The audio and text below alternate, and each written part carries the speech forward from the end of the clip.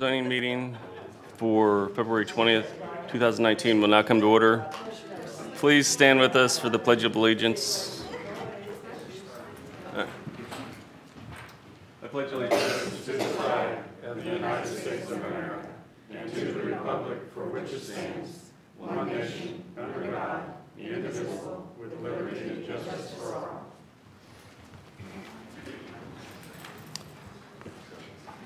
Can we have roll call, please?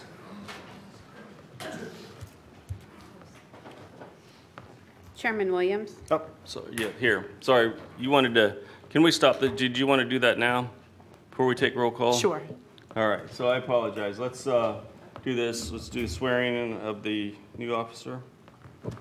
I'd like to welcome our newest member of the Planning and Zoning Commission. We're going to do it a little bit differently. He's going to remain in his seat this evening.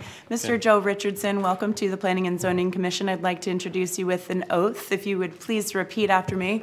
Make sure your microphone is on. Thank you. I state your name. I, Joe Richardson, Do solemnly do swear solemnly swear that I will support, that I will support, protect, and defend protect, and defend the Constitution the Constitution and government and government of the United of States the United States and the state of and the Florida state of Florida against all enemies, against all enemies, domestic and foreign, domestic and foreign, and that I will bear and that I will bear true faith, true faith, loyalty, and allegiance loyalty, and allegiance to the same, to the same, and that I am entitled that I am entitled to hold office to hold office under the under Constitution, the Constitution, that I will faithfully perform that I will faithfully perform all of the duties all of the duties of the office of the Planning and Zoning Commission of the Office of Planning and Zoning Commission of the City of of the Titusville, City of Titusville, on which I am about to enter. on which I'm about to enter. So help me So God. help me God. Congratulations and thank you for joining the commission, sir. Thank you.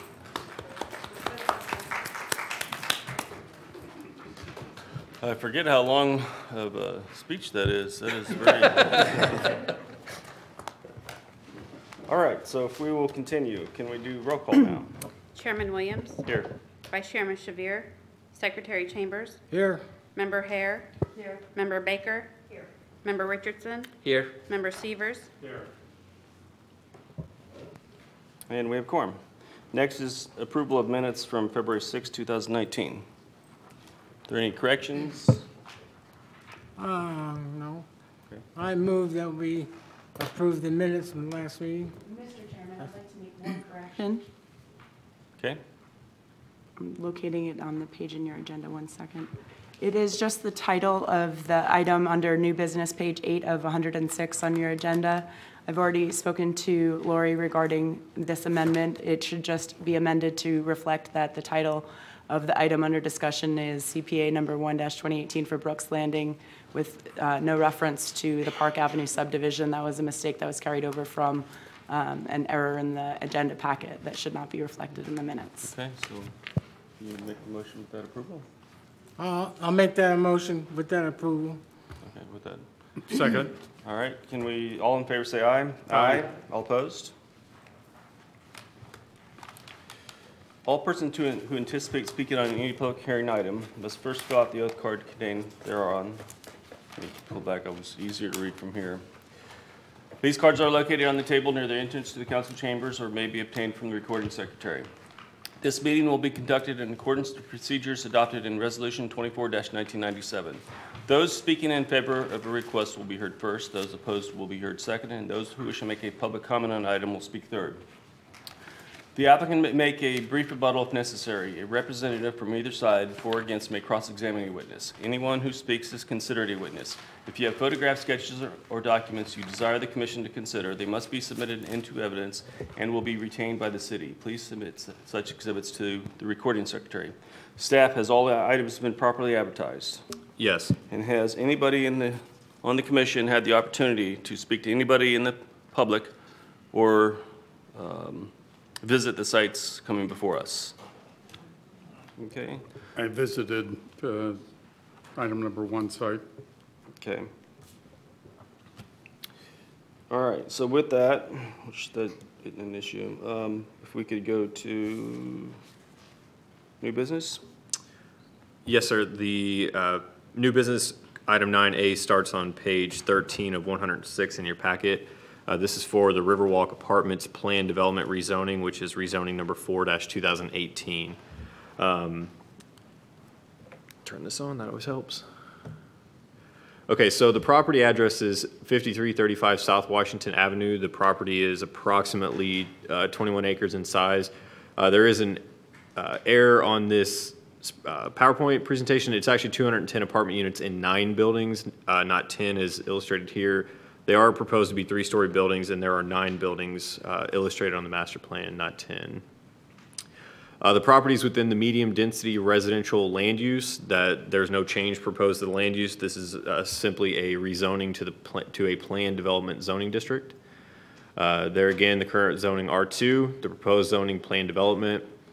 There is an image of the master plan that is also located on page 39 of your packet. So you can see there the 9 buildings. They're proposing the open space are the areas that are illustrated in yellow on this master plan. And some specific conditions for this master plan, the comparison between the existing R2 zoning district and the proposed plan development. So you can read through there. Basically, again, this would be limiting the development to be consistent with the master plan that I just mentioned.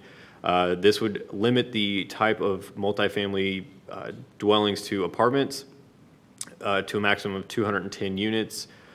This is the proposed master plan. In certain areas are proposing wider buffers and additional trees as compared to the typical R2 zoning district, which just requires a standard 20-foot landscape buffer. The minimum open space required in a PD is 35%, whereas the R2 district there is no minimum open space requirement in that zoning district. They're proposing trails, playgrounds, and other common amenities as part of this plan development. And they are also proposing to put in addition to the required bicycle parking, actually covered bicycle parking as part of the development. And so the conditions that are listed up here would be applicable to this development. The site plan, of course, must generally conform to the master plan. Direct access to River Edge Drive is prohibited. They are proposing to reduce the parking space size from 9 by 18 to 10 by 20, which is what is standard in the city's technical manual. They are also requesting to reduce the parking ratio to somewhere between 1.5 and 2 spaces per unit instead of the 2.5 spaces per the city's technical manual. They're proposing a 40-foot wide buffer with a fence adjacent to the single-family lots on River Edge Drive, and that is on this master plan here, that is the larger yellow area on the right-hand side of the master plan. In addition to that, the overstory trees, the buffer with the fence adjacent to the commercial and industrial zoning districts. So there are industrial zoning districts to the north and to the west of this property. So those buffers will be increased by requiring overstory trees every 40 feet instead of the 50 feet required per the code. And they're also, the size of those overstory trees will be 4 inches diameter at breast height at planting instead of 4.5 inches caliper per code. The reason for that is a 4-inch DBH tree actually yields a larger plant material than a 4.5-inch caliper. The reason being is diameter at breast height is measured approximately 4 feet above the ground, and a 4-inch tree at breast height is bigger than a 4.5-inch caliper because the caliper is measured just at the ground level. So as a tree grows, it gets wider at the bottom first. And so that will actually yield for larger plant materials at the time of installation. The areas that are marked future development on the master plan, the 2 areas near the left-hand side of the screen, US Highway 1 is the roadway illustrated there on the left-hand side. Up near US 1, there are areas marked future development. Those areas will require a master plan amendment. So basically it will be required to come back through the same process they're going through now if and when they choose to develop that additional future development areas. And also they're including bicycle parking, as I mentioned. Those are the conditions, the specific conditions and or deviations from the code that are part of the ordinance, which starts on page 33. So you can read read through there. And also, as I said, the master plan is on page 39 of the packet. And with that, I'll try to answer any questions, and I also know that the applicant is here as well. Okay, let's do this. Let's open it to the public first, and then we have the applicant come up.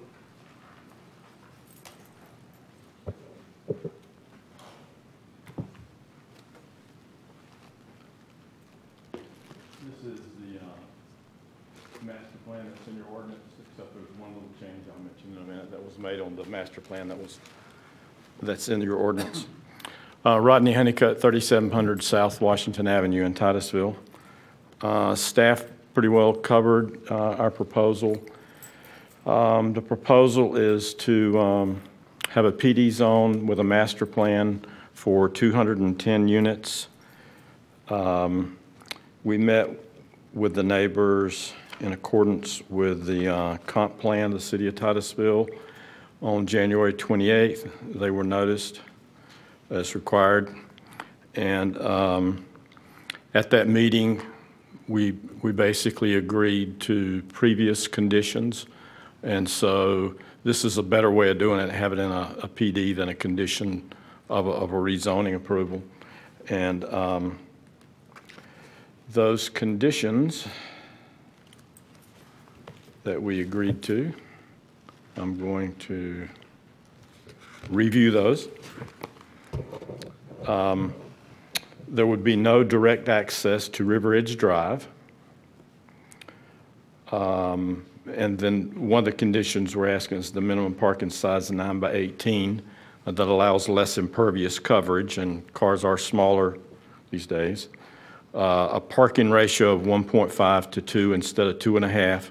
A lot of these will be one-bedroom units, and there's no need to have the additional parking. And then we agreed to a 45-foot wide strip on the east side of the property.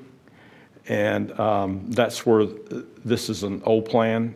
It doesn't show that the fence has been located to the west side of that 45-foot buffer, or approximately the west side.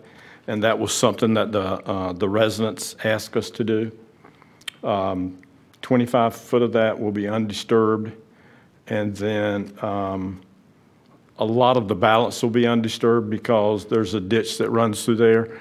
But we agreed that if there are any specimen trees in the additional 20-foot buffer, that they would not be removed. And if you look on here, we're even showing that we're able to keep all of that. One reason that that entire buffer is not left alone is that I guess when they dug the ditch, they had a berm on the west side, and there's some areas that berm needs to be removed to allow flow to go through. So anyway, so some of that will be undisturbed also. And then also the buffer on the north end will include a 6-foot high opaque fence. I've talked to the owners on the north end. That was one of their concerns. Of course, that actually is required by code because that's industrial adjacent to residential. Also, for some reason, the old Space Coast Credit Union is zoned industrial, PID, and so there also be an opaque fence there. And as staff mentioned, we agreed to the 4-inch DBH trees for overstory instead of 4.5-inch caliper, which is actually a larger tree. And we fully understand that the future development area, if there's something proposed there, we have to come back through this process to amend the master plan. And so just to make sure the community understands that we are agreeing to what we said, because it was difficult to tell where the fence was that on here. On item 1.12 in the ordinance that's in the package, item B3, it states that a 6-foot high opaque fence, finished grade, will be constructed offset 45 feet to the west. So that clearly defines it. Certainly, when we were at the community meeting, we weren't 100% sure if we could put the fence there because we wanted to count the open space to the east of that. And it's our understanding we can count that and still have the fence that makes the neighbors, which the neighbors prefer the fence to be there. So if there are any questions, I'd be glad to try to answer it. I see none. Thank you. Thank you. Did you have one? Yeah. About maybe 5 years ago, I thought we had a meeting in here that said they were going to try to keep the density level, that part of, on the east side of US 1, down around that area, to a minimum because of the effect it's having on the lagoon. Now, whatever happened after that, I'm not sure. If we have any reports on our, what our stormwater system, the plan is, where they can take this extra pressure or not. But I remember them saying that we should not be making a heavier density than we already had planned because of that reason. So I just wondered if you... So the future land use on this site is medium-density residential. Yeah, right now it's medium. And we're not changing that. We're changing the zoning. And the zoning, however, the zoning does allow a little more density. The PD allows you to go to the 10 units per acre instead of 9, which the R2 is. As far as the proximity to the river, this site will all be on public sewer tying into the city of Titusville, and there'll be no septic here. And the stormwater criteria for the river is more restrictive, and so we have to meet more restrictive standards because we're discharging there. Do you guys have anything to... All I was going to say is there was a small area plan adopted for River Edge Drive for those properties that are to the east and west of River Edge Drive. However, the property that is under consideration this evening is not part of that plan.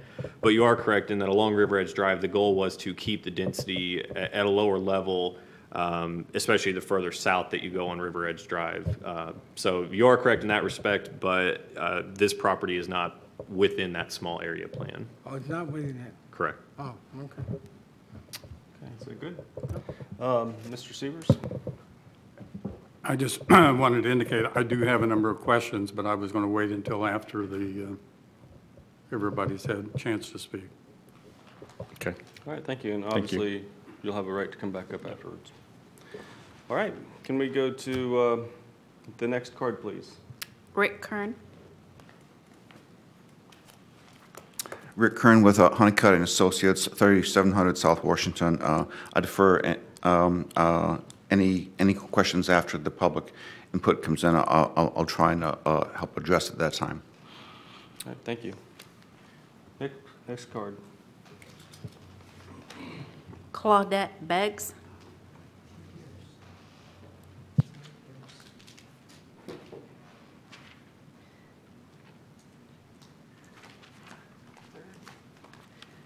Hi, I'm Claudette Beggs at 5337 River Edge Drive. And a couple just questions I have. Number one, as far as the conditions, under the conditions list, it says that there is no direct access to River Edge Drive is prohibited. And I just want to confirm that means walking and driving, I mean, because there could be, what I envision is if there is a development right across the street behind the properties, like on the west side of River Edge. And you have 210 apartments, you're going to have a lot of people, whether they're 1 bedroom, 2 bedroom, 3 bedrooms. And if they have access to that River Edge Drive and they can walk through there, I hate to accuse people of doing this, but it happens on our road. People come through there and they park on the side of the road and then they litter and trash the place. And, it's a nice place to visit and sit and have a drink or a sandwich or something, and it gets trashed. And I can just envision if there was direct access for even just somebody walking across, or well, it'd be trespassing because people do own that property and they're vacant pieces of property, but they could walk across that property easily, come on the other side to view the river. And, you know, like I said, I can understand why they'd want to do that, but I can see with the trash, because we walk up and down that road all the time picking up trash. And I just, you know, want to be careful about that, okay?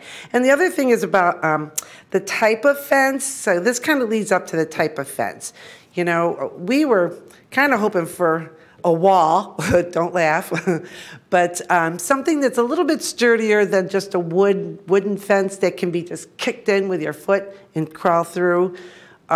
There's like at Titus, no, what is it? The new houses built down on River Edge Drive. There's a beautiful wall that they have set up there.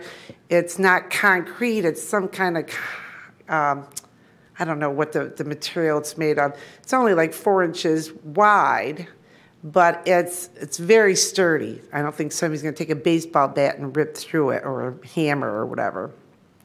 And something we would really love to see, something like that, to kind of divide up that whole 21 acres, 210 units worth, so that it's not easy access onto the river edge.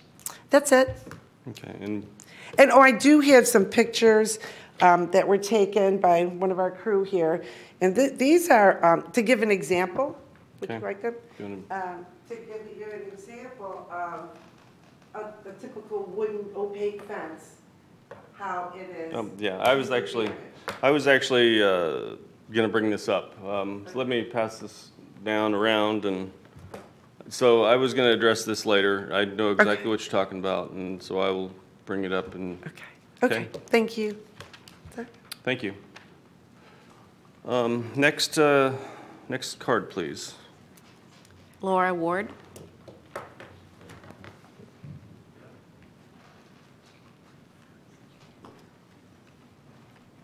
Good evening, P&Z Board, Mr. Chairman. We had a nice meeting with the developers and discussed our concerns, which of course were primarily no access to River Edge from this project. It's a US 1 project, and it needs to be completely separated from River Edge Drive. And they seem to agree to that. We want to make sure foot traffic is included in separation. And that goes to what are you going to separate it with? You've got pictures of opaque fences. And because the fence is right on the parking lot, you know, people back into it and this, that, and other. We would really appreciate it if they would do a decent wall. And by wall, I don't mean a concrete wall. The subdivision up the road on River Edge has a very attractive and very substantial, it must be fiberglass. They put it together in sections, and I was kind of surprised how nice it was. And it's quite sturdy. So we've been asking for that. They've been saying maybe, maybe not, which tells me they're going to try to do that white thing like you're looking at that gets knocked over too easily. So we're hoping tonight they'll say, no, we can have a decent wall. I think we came to an agreement that it is going to go all the way around the development with no openings. They were nice about that. I left with the understanding, even at Addison Creek, it's going to curve back around so that people can't, you know, walk out and walk around to River Edge. And we're going to hope that you all will hold them to that, and hope they'll be nice enough to do it. When we spoke of the primary concern is to get distance between them and us, and to have that distance be something other than open ground. So what I thought we had agreed to was there are going to be homes along River Edge that back up to this apartment building. Their property goes straight back to the property line of this apartment building. And so my understanding was the developers were going to allow us a 25-foot conservation easement along the back of our residential properties as the first 25 feet, and then another 25 or 20, I think it's total 45? 45 foot east of the fence, total of 25 and 25. Okay, 45 east of the fence, right. So it would be 20 of something. At some point, it was being called a landscape buffer. Our concern is there are large trees in that area, and I haven't heard any mention of the conservation easement tonight, and I'm not sure why they have decided that it can't be a conservation easement. And then I do have a question, is it a conservation easement to the state, or is it a conservation easement to the city, or what's it a conservation easement to? Because they seem to be agreeable that it won't be disturbed. So what I'm looking, just not to interrupt you, I am looking at their plan, and it looks like they have, or maybe I'm looking at the old plan, it says vegetation preservation buffer and a conservation easement. Says it on the plan. I didn't hear it word-wise tonight, so, you know, Okay. I'm asking, do we still have our conservation So it easement? says 25 foot, and then it says 25-foot landscape buffer. Is that correct? Just to, so that, The master plan, which if this is adopted, will govern the property, as you mentioned. The first 25 feet directly adjacent to the lots on River Edge Drive states, per the master plan, 25-foot vegetation preservation buffer in conservation easement. Then to the west of that, which there again is, it's still in between the proposed development and the lots on River Edge Drive, is an additional 25-foot landscape buffer. And it's also noted on here that 20-inch DBH specimen trees are to be preserved. Okay, so that leads me to, so good, that's what we asked for, we just didn't hear it, so we were wondering. The trees now, did I see that there are, you have to leave bigger trees between the project and industrial zoned than you do between the project and residences? Why would that be? it's part of the plan, so it's not a requirement, right? That's correct. Any residential development at a minimum is required a minimum 20-foot landscape buffer. In this case, staff worked with the applicant since there are industrial properties adjacent to this property. We worked with them to have them agree to bigger landscape materials be installed to provide a better buffer at the time of development, so you don't have to wait for the plant materials to establish and start growing. And that was the purpose of that. And also, in addition to the larger materials, it went from, spacing-wise, it went from one tree every 50 feet to one tree every 40 feet, which is providing more than the minimum code requirement for a landscape buffer. So that's protection for the project from the industrial. But what about the protection for the residents from the project, which is what we're talking about? And in that section, it appears that they weren't required to leave. And we've got really nice big trees in there that we'd really like to have left. And a 20-foot diameter tree, it's enormous, so they could take out everything else. So, I mean, I'm going to ask you to maybe make the buffering requirement in regard to the vegetation the same in the buffers for the residents as it is for the buffers for an industrial zone property. Doesn't that make more sense to you? I mean, I shouldn't ask. If I can, I'd just like to clarify the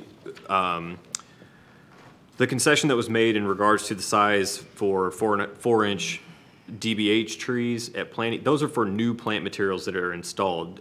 Based on what I see on the proposed master plan, the first 25 feet on the western side of the property boundary will remain undisturbed completely. The 25 feet that's to the west of that will be disturbed to a minimal amount. However, as Mr. Honeycutt mentioned, it may need to be disturbed somewhat in order to ensure proper function of the ditch that's existing. However, there's, in that 25-foot landscape buffer, they're proposing to leave all trees that are 20 inches and greater. And so the discussion about having larger trees, the 4-inch DBH trees are only related to newly installed plant materials. It has nothing to do with the remaining vegetation on the site. Well, they could be required to leave a larger tree than a smaller tree rather than a 20-inch tree. I mean, that could be a requirement on the residential side. Since the trees are there and they're going to try not to move them. I don't know, that 20-inch tree thing is like you can take out everything except some giant tree. That's a pretty big tree. I think those are the main things. Claudette covered the fence again. That's kind of a biggie. And thank you very much. And thank you to them for being courteous to us and letting us have the nice meeting. Thank you. No questions, anybody? No? Okay. Next card, please. Jan Rossi. Okay. Is that it? Yes. All right. If you'd like to come back up. Rodney?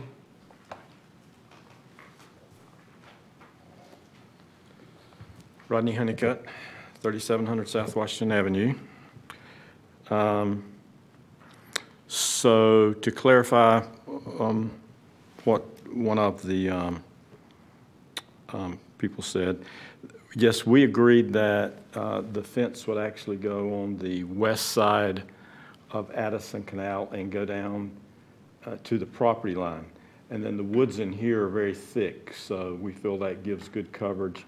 And then it would run along, it's going to run along 5 feet from the edge of the parking, which is 45 feet back because we're leaving 50-foot buffer there. And so that allows room that someone's not going to bump into the fence. And we're proposing a solid opaque fence. At this point, I'm not sure what the material is. And to just state again, because it seems like there was some confusion, yes, the east 25 feet is undisturbed. And then actually in the field, there's a ditch that starts in that area and heads west. And so that really will keep a lot of the next 20 feet or so undisturbed also, because we're not going to dig out the ditch or anything. It's just if there's a berm next to it, we'd like to remove that and grade it out. In some areas, there's a couple of berms. I think that answers the questions I heard, but I know that Mr. Severs had some more and maybe some other members.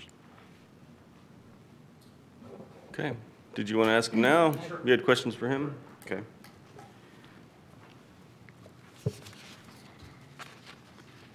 Certainly, I'd like to say up front, I have no problem at all with approving a R2 or a PD development apartment complex as such. My primary concern is whether or not this complex meets the requirements of the PD ordinance so as to have the enhanced density. In addition, frankly, I'm very concerned and would like at some point to hear from the city attorney's office is how you can have out parcels and count them as a part of the density. There's basically 2.5 acres, which is 25 units, 10 units per acre. And you're using the development rights off of those parcels in the apartment complex. And then subsequently, as reflected in at page 31 of the report, it says, the property will be under single ownership. Out parcels to be separately owned may be permitted through the city non-residential minor division. Since the city of Titusville does not control who can record deeds upon the public records with the clerk of the court, we have no control over the owner selling off that tract, coming back to the city and saying, I bought this piece of property, I'm going to do something with it. I want CC zoning, NC zoning, I want something. And then, interesting enough, the city subsequently, the apartment complex is sold off, excluding those two. They come to the city of Titusville and want a zoning letter. The zoning letter basically says it is in compliance, this complex is in compliance with the code. It's going to be interesting to me to see how someone could sign a letter saying it's in compliance whenever it's in non-compliance because it will not have the required acreage to have the 10 units per acre. It could only have 186 units on it. So, enlighten me.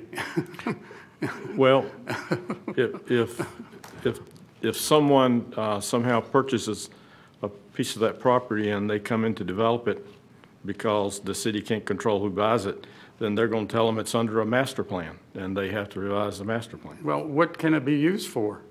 You've already used Right the now, it can't development be- rights off the property, haven't you?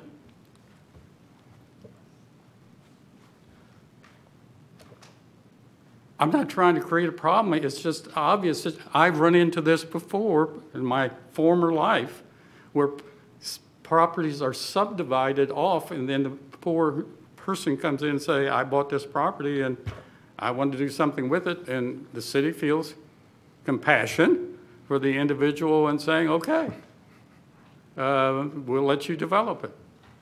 And you create a non-conforming situation. We don't want that. I don't think, would your client want that? Well, from what you said, the only thing I don't agree with is I don't see where the city comes in and says, I have compassion for you. I sit in here every day where they say, nope, sorry, you can't do that, buddy. Okay. But does the city attorney have an answer for me or the planner? Because I don't understand how we can take the development rights off of a piece of property and use it over here and reserve it for future development. How do we do that? So in terms of, in this case, the applicant is voluntarily choosing to develop their site this way. I see your point in that they have future development marked, so that obviously they have intent to develop that in the future. In terms of splitting off property and then selling it without ever coming to the city, that does happen. I don't want to say a lot, but it's happened several times since I've been employed here. Whenever we come across items like that of illegal subdivision of property, we are under no obligation to grant them a permit for that property. It was never subdivided correctly. It may not meet the zoning criteria. And so we will certainly help a property owner who has purchased a property that was illegally subdivided by trying to get them through the correct process, which may be a lot split, maybe a subdivision, maybe a master plan amendment, whatever that may be. Well, let's assume for the moment they don't sell it off. They come into you and say, we want to rezone the northerly tract to put a gas station there. In that case, until the land use is amended in such a fashion that the remainder of the property allows the number of units that are on there, we couldn't recommend approval of a rezoning or any kind of land use, or any kind of development that would violate that land use. They're choosing to maximize the 210 units that they have on the western or eastern portion of the property. That's their choice. They could certainly come in at a later date and request a different land use that allows both the density that they need and commercial uses. I don't know what they may request in the future, but if they just come in and request to rezone a portion of that property, we're going to take into account the fact that they've utilized their full density before we make a recommendation to this body and to city council on that matter. And so the master plan governs, it says there's future development, but until they can prove that from a land use and zoning standpoint, they're not creating a non-conforming situation, we can't recommend approval of any future development on there. Well, I just want to jump in, but why would you give approval for this plan now? Right. When you know that You're it's creating a situation? Future violation. Well, we're not creating a future violation. They're not exceeding their maximum allowable density. They're not proposing uses that are inconsistent with the land use. I'm just telling you, I mean, I honestly didn't realize it until he brought it up. It was a total fluke that I wouldn't have caught it myself, because I'm only looking at the rezoning for the PD. Sure. And I'm not looking at the out parcels. I'm thinking that the density calculation is within that, because that's what I'm reading in my paper. It's not. It's the entire parcel. Right. Sure, I it's the- know it's yeah, the it's- entire it's the- parcel. yeah. But the density calculation should only be counted in the PD. That's what I would assume, and The that's why PD applies to the whole property, just as the land use does. your zoning has it separated from the out parcels. There are no out parcels actually illustrated. There are two notes that say future development, but no actual out parcels are illustrated. Well, what could they use it for? If this plan is approved, nothing, there's nothing illustrated on that plan. It has to sit as it is. Does the applicant, the landowner, understand that? Yes, and they have no proposed use for it at this time. When I say, At this time, I understand that. And they understand that when they do come up with a use, they have to come back. I It's totally- understand that. Even under the current zoning as it is, they could still develop generally under this site plan that they have presented to us without the required open space. They could still orient the buildings as they are. They would be less, 13 units that they're requesting to increase.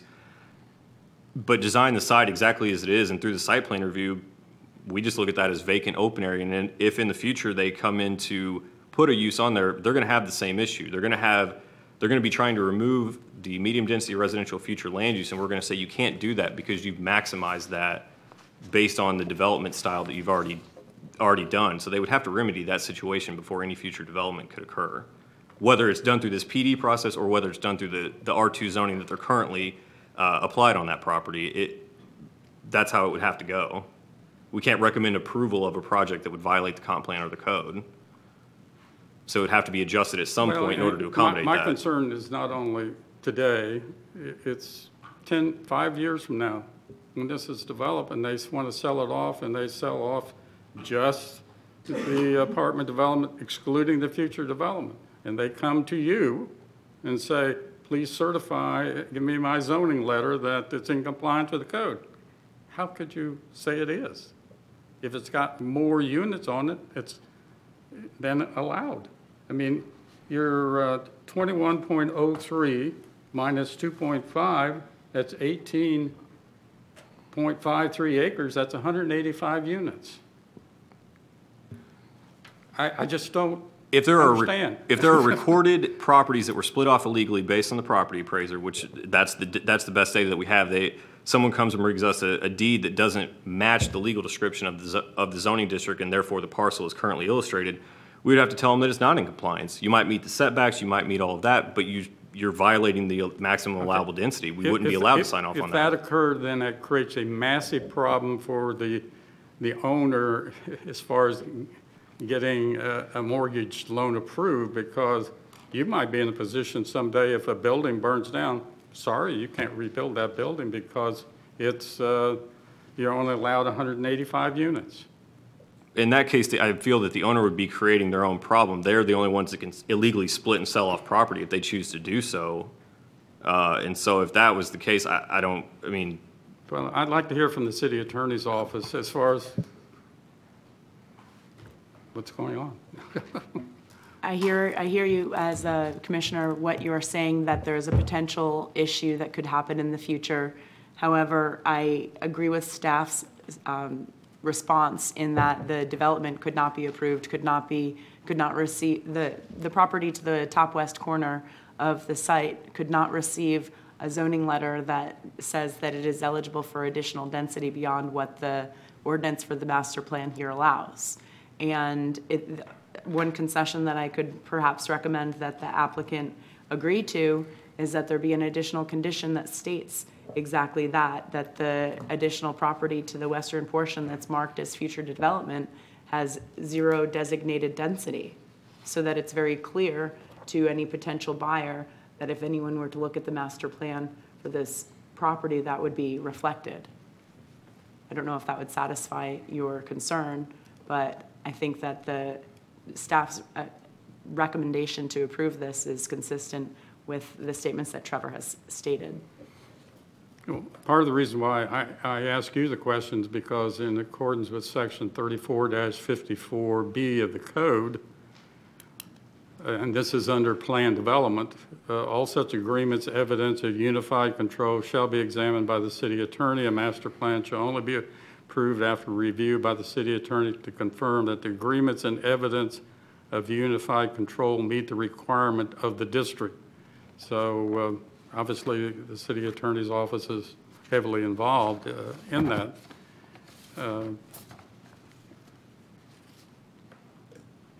One of the other concern I have is, and I've expressed, I'm not picking on you, sir. I've raised the question before on the JJ Road application. We're double counting the retention area is the lake. I noticed you didn't label it retention, and that's smart on your part, sir, but it is the retention area. And that's a separate requirement of the code. The 35% open space requirement is a separate requirement of the code. We're counting these things twice in meeting these things. And if I go back and look at the purpose of the PD, the purpose, and I'm looking at 33.1, is to have a development with a superior quality. The PD will promote improved levels of amenity, improved living environments. Greater amounts of lands are allocated for open space, and land use are provided for natural elements and preserved. Also, in addition, the code says,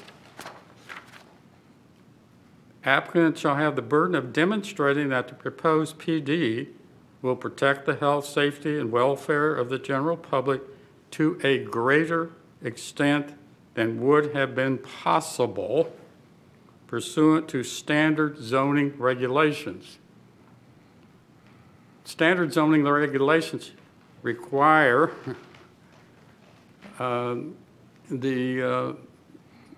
require retention, require the 20-foot buffer around the exterior.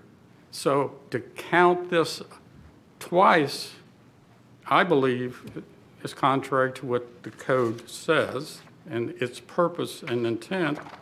In addition, as I stated at the JJ Road, section 33-6.1, and probably, maybe this only applies to the area of critical concern, and this is not in the area of critical concern, it clearly separates the 35% from public rights-of-way, wet retention areas, wetlands, et cetera. So I read this, and I would respectfully ask, as my email Monday, information from the city attorney's office, can they double count this way? Because the way I read the PD ordinance and the purpose and intent is to require different things over and above than is normally required in the zoning district. And we're double counting. And the only thing I've heard from staff thus far is, well, the code is vague. And this is, I don't know what, I've only been on the board a short time, but I can read what it says. First, Rodney, do you have any? Well, I think to count the retention area, you have to make an improvement in it to count as open space. I've been told, to answer that, we can put a trail around the retention pond, and that you can count the whole retention pond. I've been told that, I guess if you put a dock out there, then yes, but I don't see that as the entire retention pond being counted as a credit towards the open space requirement. Or a fountain, and that's what's been done in the past. Okay. Okay. So, I want to bring up some history with staff on this. On a previous zoning, and this was on US 1, one of the properties we just discussed recently, it was hospital medical, it had the hospital, anyway, it was one of those parcels. Back then, it was several years ago, when we talked about this specific instance, it would be acceptable for, and this was staff's interpretation, because I specifically asked this. Staff's interpretation at that time was trails counted in buffers, so you could use the buffers and the trails and the open space requirements in the same if there was some type of improvement. Stormwater would not be counted, and that would be a separate requirement. But now, we have a different interpretation. They're saying that a dock pier, you can improve it, and we even talked about fountains in the past, and I thought that that was nixed. I just want to read the subsection of the code that talks about common open space in plan development, and this is in section 30-163F3. And this, the subsection F talks about open space in plan development, but it talks about, in terms of common open space, this is what the code says. Common open space includes both passive recreation, example, picnic tables or walking trails, and active recreation, example, playgrounds or basketball court areas. Private water bodies and stormwater retention or detention areas that are designed to be used for passive recreation, i.e. improved with fountains, benches, and walkways, may be counted towards the common open space minimum requirement. That's all the guidance we have. And so there are valid points that Commissioner Sievers brings up. How much is too much to count for a retention pond if you have a trail or a dock in it? I don't have an answer to that because the code provides us no guidance. And so what we're doing when we're reviewing these kind of plan developments is we're going based on the open space guidance that we're given in the code. And so what they've proposed to do here by putting walking trails around, putting a dock out in the lake, there's some benches that are proposed. It appears to us that checks the box of what the code currently says. As we've mentioned in the past, there are certainly better ways to prescribe open space, but the code does not currently, that's the guidance that it gives us. And it would take a change to the actual open space standards in our land development regulations in order to provide that clearer guidance. But that's the issue, though. I mean, we actually, the intent, that was never the intent. And yet we migrated and made it vague and created the situation. I don't know when that was not the intent of that. They were supposed to be two separate uses. Stormwater was supposed to be separate from open space. Since I've been here, that requirement has remained the same. That's not something we changed through the reorganization of the code or anything like that. In terms of counting required landscape buffers for common open space, the code in section 30-337 permitted uses within the landscape buffer yard, subsection D. The landscape buffer yard may be included in the required open space. However, just because you can count it doesn't mean by default that the entirety of the required landscape buffer counts. It would still have to meet the requirements of common open space per a plan development. So it would still need to be activated in some aspect as active or passive recreation. And so the plan that's been presented to you, the applicant has dedicated a fair amount of that 35% in that eastern buffer adjacent to those properties on River Edge Drive. So the question to the commission is, in your opinion, does that qualify as common open space? It's being used to buffer adjacent developments. Does that meet the intent of the plan development? I mean, I would honestly believe that the areas located as future development should count. That should be in your calculations as more of open space and. I mean, how did you calculate those? I would be hesitant to include the future development areas in the common open space because, especially since the intent has been expressed that at some point in time that will not remain just vacant, non-use property. To count that in your open space, I think would create a problem at the end of the day of potentially not having the required 35% if and when those out parcels or those future development areas are indeed developed. But you've already acknowledged that you can't put any, it's zero units per acre on those two lands. So I guess if you wanted, you could consider them that much above and beyond the 35% that they've illustrated, but I would be very hesitant to use them to meet the minimum 35% standard, because there again, I think in the future, you're gonna create a situation where the PD now is no longer conforming because there's not enough open space to meet the 35%. If they develop, though, on those properties, then the PD is not conforming. That land is not conforming to it's not conforming to code.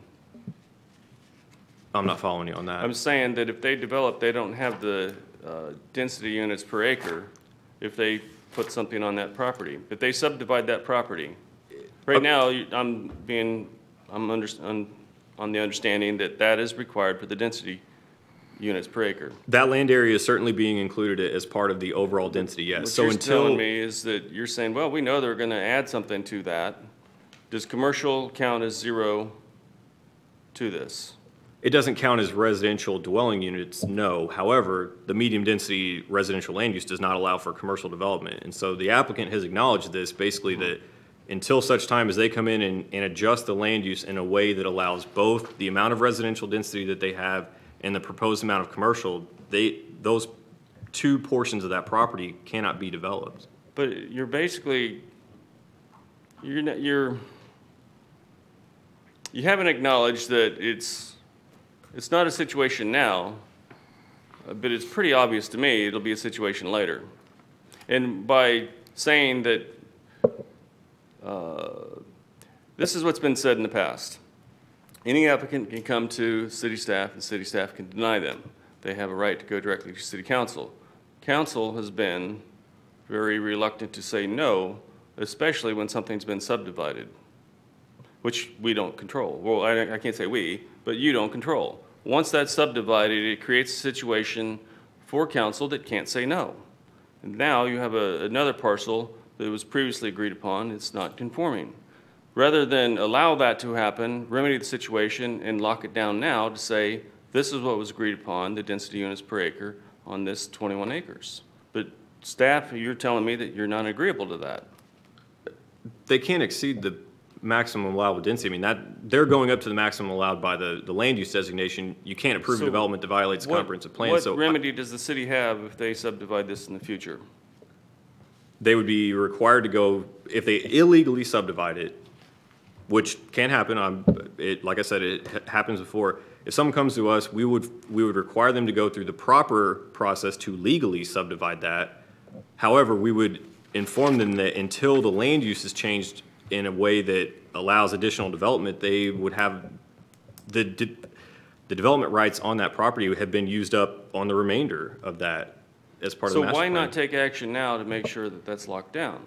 To say, this property is I mean, that could be a condition, but as you stated, but rather than allow it to be approved as future development, include it in the entire master plan, request the change to say this is dedicated for, I don't care if you want to say open space, I don't care if you want to say conservation, whatever you say, but it is part of the total calculation that we can't say this is future development. If there's some other use for future development that they can use, then what would it be, a park?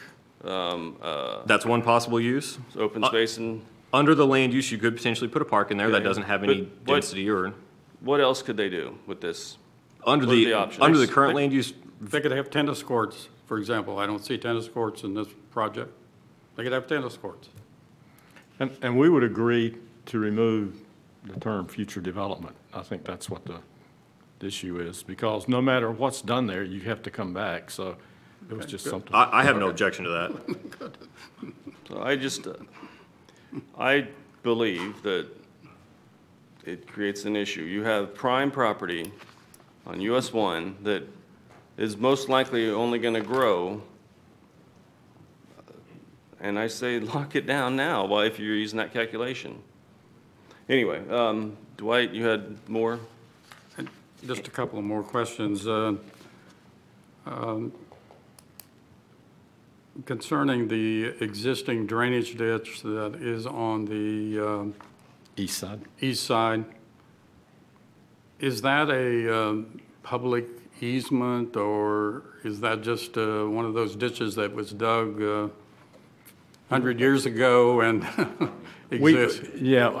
We haven't found an easement. It drains from US 1, and we thought it would be on a DOT ditch, but we can't find anything that it is, and helps to drain the property to the north and then goes all the way down to Addison Canal. My concern is Mr. Broom earlier and I were heavily involved in some issues with that ditch and attempting to get the county to clean the ditch. And there was all kinds of junk and debris and you name it. I have no idea what the condition of the ditch is today, but you're using it as your outfall. No, correct? we're not. You're not? No. Because I thought I We'll saw drain- that we'll- on, We'll go down to Addison Creek. I thought I saw that on the drainage plan that was sent to me. But it would go down to Addison Creek, just. Yeah, it should go down to Addison Creek. So all the drainage is down to Addison Canal from the lake retention area? Correct. Okay. As we all know, the Indian River is suffering. And I guess this is more for the city engineers and the like and not for a planning and zoning commissioner, but my concern is what additional measures, if any, are being taken over and above the current requirements that would help improve the water quality going into Addison Canal, the Indian River. Because the same old regulations we've had for the last 20, 40 years have not worked. Is there any additional measures that this development will take, since it's very close to directly discharging into the Indian River Lagoon? Because obviously you have a great deal of buildings, a great deal of asphalt, et cetera, that go into that lake, then discharge into the Addison Canal, into the Indian River. So first of all, I don't agree with you that the measures for stormwater that's been by St. John's in the city have not worked. They have. Very good. The problem in a lot of Titusville is the city's old, and it was developed before the regulations. So there's lots of areas that have no stormwater management in it. And so. I agree with that. and so the city is going back and retrofitting and putting in some baffle boxes and things that does help. It's not as good as stormwater because that allows it to settle out and also to infiltrate. But the regulations for this project, the city of Titusville, actually, the regulations on the way you calculate your stormwater is more restrictive. And St. John's also because the Indian River, and we will meet those. To go beyond that, we don't have any plans to do that at this time. But you're satisfied it will will not add to the problem, as I understand you just say? Yes. Okay. Okay. Is that it? Yes, sir. Okay, Secretary Chambers. Couple questions. Mr. Savich, here, sort of hit the same points I was talking about before, the water quality going in here. And are our plants in good enough condition to take up that slack with all those people? Now, I just want to clarify something on this map. It says here, 10 three-story buildings. I see 9 on this picture. Where's the 10th one? I think staff said that was a mistake in the writing, that there's only 9. Oh, it wasn't? Yes, when they made their presentation. Okay. 3-story buildings. Maximum, yes. 35, actually, maximum of 35 feet height. But they're right at the limit. The max, rather. That's the So it's maximum. 35 feet on, I thought it was 35 feet on the both side, but the west side of US 1. I didn't think we were building any more buildings on the east side with that kind of height. That's what I thought, from some of the meetings I've had before. No, this zoning and the PD, we've agreed to the maximum 35 feet height, which was the current zoning allows. Is that right? The peak of the building is no higher than? Well, no, it's not measured exactly like that. It's the building code describes how to measure it. And I call it more or less, it's the centroid of the peak. It's above the maximum support beam, but it's not all the way to the top of the peak. Yeah. Okay. Okay, those are the three things that I had in mind. Okay, Member Baker? Well, I have quite a few questions, but I don't feel that there's really any point in asking them because the issue that Mr. Severs brought up to me trumps everything else that I had to say about this. I personally feel that this is, if you take future development off this page, it really doesn't make a bit of difference. Having 2 lots on US 1 is going to be an issue, and I think the word that I would use to describe this whole thing is dishonest. This is dishonest on everyone's part. This is not correct, and the city, I feel like, is not being correct in the way this is being looked at. And I'm not going to further that with a positive vote. This needs to be addressed. So just to make sure you understand, there are no lots. If you think that those 2 are lots, they're not, just in case, because there's no lots shown on here. One of them, the north one, is Space Coast Credit Union's vacant office, and the south one is owned by another individual, just to be clarified. And what are the 2 pieces that are right above the entrance? The one that says future development, the one below it that says future development. They're part of the whole project. Right, that you can't right now develop because you've used all of your density back here. Correct, and we That's agreed what I'm to saying. remove future development. Exactly. And so I agree very much with what Mr. Severs and Mr. Williams have been saying, and I think it's very dishonest to try to do anything with it the way it is. I think it needs to be fixed. Well, I apologize that you think people are dishonest. Sorry about that. It might be good to still go over some of the issues just in case. I mean, I wouldn't say that this was a done issue, so it would be good to go through the questions. Okay, I will be happy to ask some of the questions I had. I wanted to know basically more from staff than from, let's see, wait a minute, let me just back up here.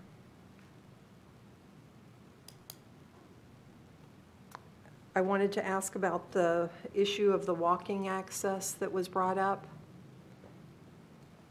Will people still be able to walk around this then to get back to these homes? We've agreed to a solid fence, as we said, that starts at the south border and goes all along the east border and all along the north border out to US 1. So they could go from the southern end of that and walk around your fence and get out to those properties then, because there won't be a fence along the south The side. vegetation to the south is so dense it's difficult to go through it. Okay.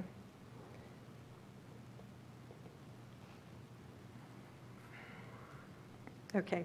So, and did you say that you are going to leave trees that are larger than 20 inches in that buffer?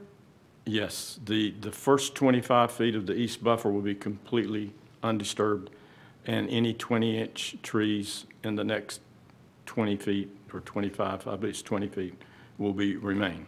Okay, what about smaller trees? Can you leave those? And why not if you can't? The only area that will disturb there will be, there's a mound of dirt in a few places, and we need to level that out. Other than that, there won't be anything disturbed. Okay, so the trees will be left? In any undisturbed area, yes. And all specimen trees, which is defined as 20-inch and greater. And I personally see, when I hear you say that, I'm hearing the same thing over again. And I can see why the people that are here are having the same issue that I am. It seems like you're continuing to come back to the 20 inches or larger. And I understand you're talking about specimen trees, but I think what they're wanting and what I'm wanting is to hear that you're going to leave pretty much all the trees, unless you absolutely have to. And I understand what you're saying about removing the berm or the soil. Well, you've already called me dishonest to start with, so it don't matter what I say, does it? I'm sorry, Mr. But I will, Honeycutt. yes, we'll do that. I'm not trying to call you dishonest. I think this whole plan is dishonest to We think that you're prepared it. going to leave 2 of those. Because that's just not right. I'm not calling you dishonest, per se. I didn't take it that way, though. Well, good. And I also wanted to ask about the wall. They wanted to have this specific wall, and I can understand that they would want something with a large density right behind their homes. And you've already said you're not, that there just will be a wall. One thing I would like to know is you have on here, 1.5 to 2 parking spaces per unit. How many units are going to be single bedroom? How many 2 and how many 3? That's why the range is that they haven't decided that yet. And so the more single bedroom, the less number of parking spaces. Okay. So if you're already shrinking the size down, I guess I don't understand. If you're not going to develop these 2 pieces here, why not expand all of this out a little bit and have a little bit more parking, have a little bit more open space, have a little bit more everything that would be so much nicer? Well, it depends on what nice is to you. If you're trying to preserve the environment and do as less disturbance as possible, you would have smaller spaces and the minimum number of spaces, and that's what we're trying to do. I understand that. Okay. However, a lot of people do have 2 cars per unit, and there's not any extra parking spaces from what it was explained to me, so that basically no one can have anyone visit their home. No, if we have less than the required parking, we justify it by a study based on the number of units and the number of bedrooms, each number of bedrooms.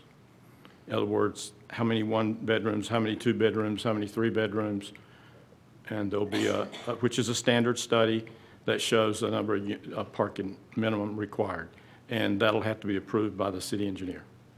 Okay, thank you. Okay, so I wanted to wrap up and clarify some things on my part.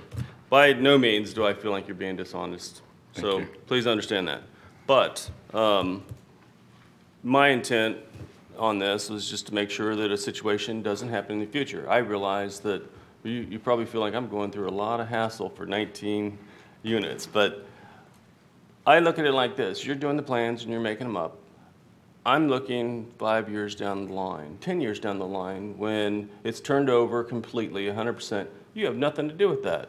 I know that. And so that's why I feel that there is a break from what you're doing. I think in the future, there's a lot of things are going to be lost. And that's where I feel that the situation's being created. So by no means, I feel like we're not accusing you of being dishonest, and it has nothing to do with that. It's just a situation that is obvious that could happen. If that being the case, I mean, and I'm not putting you on the spot on this, you know, we could say, fine, put that in the conservation easement too, and we're preserving the land on that as well. But the really only question that I wanted to go at was the fence. So you lived in Titusville a long time, and I think you were here, Dollar General or whatever that store is off of Harrison, and that was the pictures that was presented. Dollar General had the responsibility to put the fence up because they built and they had to comply with the code. At the same time, now this development would be required to put up a fence, an opaque and whether it just be a fence, whatever you put up. My concern is the maintenance of that fence, because on the property that was brought up, it's not the store that is breaking through the fence and damaging it. It's the property next to it wanting to go through and have access. I think the residents that live in River Edge made a very valid point that they wanted to limit the traffic and put traffic into their development. Obviously, anybody living next to the river is going to want to get to the river. If it's been conceded that you would block that access, would it be agreeable to put in there that the maintenance of the fence would be handled by the development, maintained? I mean, we've had maintenance concerns in the past, and they've been brought up. I know this isn't a conditional use permit, but I do believe that it's a fair concern. And honestly, I know that you're just developing this, but maintenance would be a concern for a later date. And if we could address that, that would probably help relieve the residents on River Edge. And so I just wanted to get your thoughts and maybe city staff's thoughts on that. Well, my thought on that is, first of all, I don't know if you could actually make that a condition. But if you do, I don't know how enforceable it is. I mean, the way I look at it is you can put a fence. I mean, I was in Vietnam. You can put a fence that's concertina wire and barbed wire. Somebody can go around it if they want to. You know, you can't stop them. The developer in this case prefers that to be a opaque vinyl fence, and so that's what we're proposing. Right. Actually, on the plans, we haven't called it vinyl. We've just called it opaque at this point, and give him a chance to I had the assumption that that was what you were going to do. And right, like I said, I know this isn't a conditional use, and you make that a condition, but so then I defer to staff. Is there a way to ensure that the maintenance on this from a plan development, because you're giving concessions and you need to take some back, because there's 19 units that's on the table here, and it is pretty quo on this, I think. And all I'm saying is, if there's there should be some type of way to ensure that development, when it turns over to the apartment complex, to maintain that. I don't know that a condition is necessary per se. What I will say is that if the master plan illustrates a fence being included, an opaque fence, when the development comes in for their site plan approval, if this rezoning is approved, it will be noted on that site plan, which of course is kept, and the site has to stay in conformance with that site plan. If at some point in the future a section gets blown out by a storm or demolished by, someone who wants to get through it, it will be then a code enforcement action just as any other issue is. So regardless of whether or not a development goes through a plan development zoning process or not, if a condition is illustrated on the site plan, that, the development has to adhere to that. So even in the future, if, like I said, if something happens to that fence, code enforcement can certainly pursue that and require that be maintained and repaired. Right. So I thank you for consideration of taking off future development. That was a big contention with me. I will say at first, when initially he said off the way that I got the information, it was like I was thinking the first two properties, and then I looked and I realized it's the two front parcels, which was still within the PD, but I still came up to the same conclusion either way. Yes, I would definitely prefer that not to be future development, because it's present development, it's current development. Yeah, I agree. So that was all I had, but we have two more people that want to ask questions, and that would be Mr. Richardson. Yes, so regarding those two parcels that are labeled future development, it looks like the one that's furthest to the north is a stub out.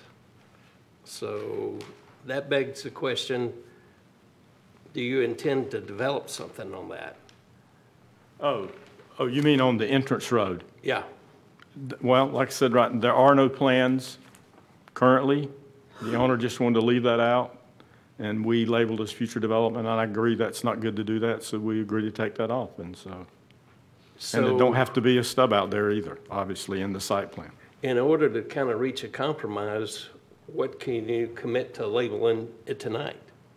Designated, We'd just remove future development and won't label it as any use. And no matter what we do, we have to come back. I know you say you can illegally sell a piece of property because they'll let you record the deed, but on my side, you try permitting something like that. I mean, staff is going to say, no, it's under a PD and it's maxed out, you can't do it. And as a matter of fact, the first thing you have to do is make this a legal lot split. And I've done that in the last 2 or 3 years. People have come in and said, hey, they say I have to do a legal lot split. Well, if you don't meet the requirements for the lot split, you can't do it. well, I guess I would have a question for Chelsea and Trevor. Is there any way that we can designate this among the conditions?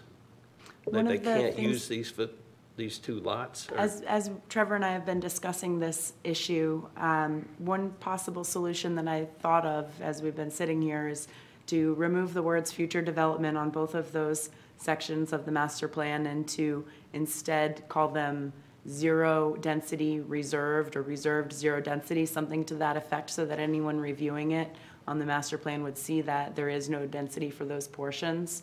And I don't know if the word reserved is appropriate or if the applicant would Yeah, I don't accept know that. But I think that marking it somehow with zero density would be something that would address this issue, either on the key on the side or on those portions by hash marks or something to that effect. We'll come up with something with staff to do that. I'm not sure reserved, or I'll have to think about it. Okay, is that it? Are you good? Yep. All right, Mrs. Hare. I think our attorney has probably touched on what Your microphone. talking about. Is your mic on? Oh, there it is, yeah. And so I was thinking the same thing that he was thinking, that you mentioned taking future development off, which I think might be an answer. I was going to ask a point of information, could we put open space? I would be hesitant to do that only because it appears, based on what is illustrated on the master plan, those areas don't technically qualify as open space per the plan development zoning code. A lot of times the open space is recreational or, Understood. okay. Why? What do you mean? Why wouldn't they qualify? If it's You just, have conservation, you have an X, this is X wetland, but you're using that. The only difference between that and those other two lots is that you've highlighted them.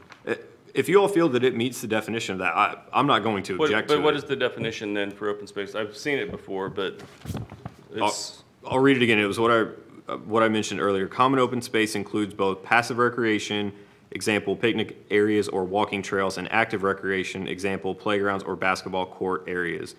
Private water bodies and stormwater retention or detention areas that are designed to be used for passive recreation, i.e. improved with fountains, benches, and walkways, may be counted towards the common open space minimum requirement. That's the definition of common open space per the plan development option.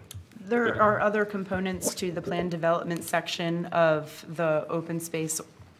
Section 30-163 is where the open space standards are. The section before the one Trevor just read alludes to an urban plaza. One of these pieces of land could be used for an urban plaza, which is an improved landscaped or paved type of open space, which is usually surrounded by streets and buildings, having amenities such as seating, drinking, and ornamental fountains, art, trees, and landscaping for use by the public. That's a potential use for open space, but it would have to be crafted as such, and I don't hear that the applicant has that desire, but that is, of course, a potential use for the property. Subsection 4 reads, all common open space shall be preserved for its intended purpose as expressed in the master development plan. The developer shall choose one or a combination of the methods of administering common open space set forth per Article 1 General Provisions, Division 3 Operation and Maintenance.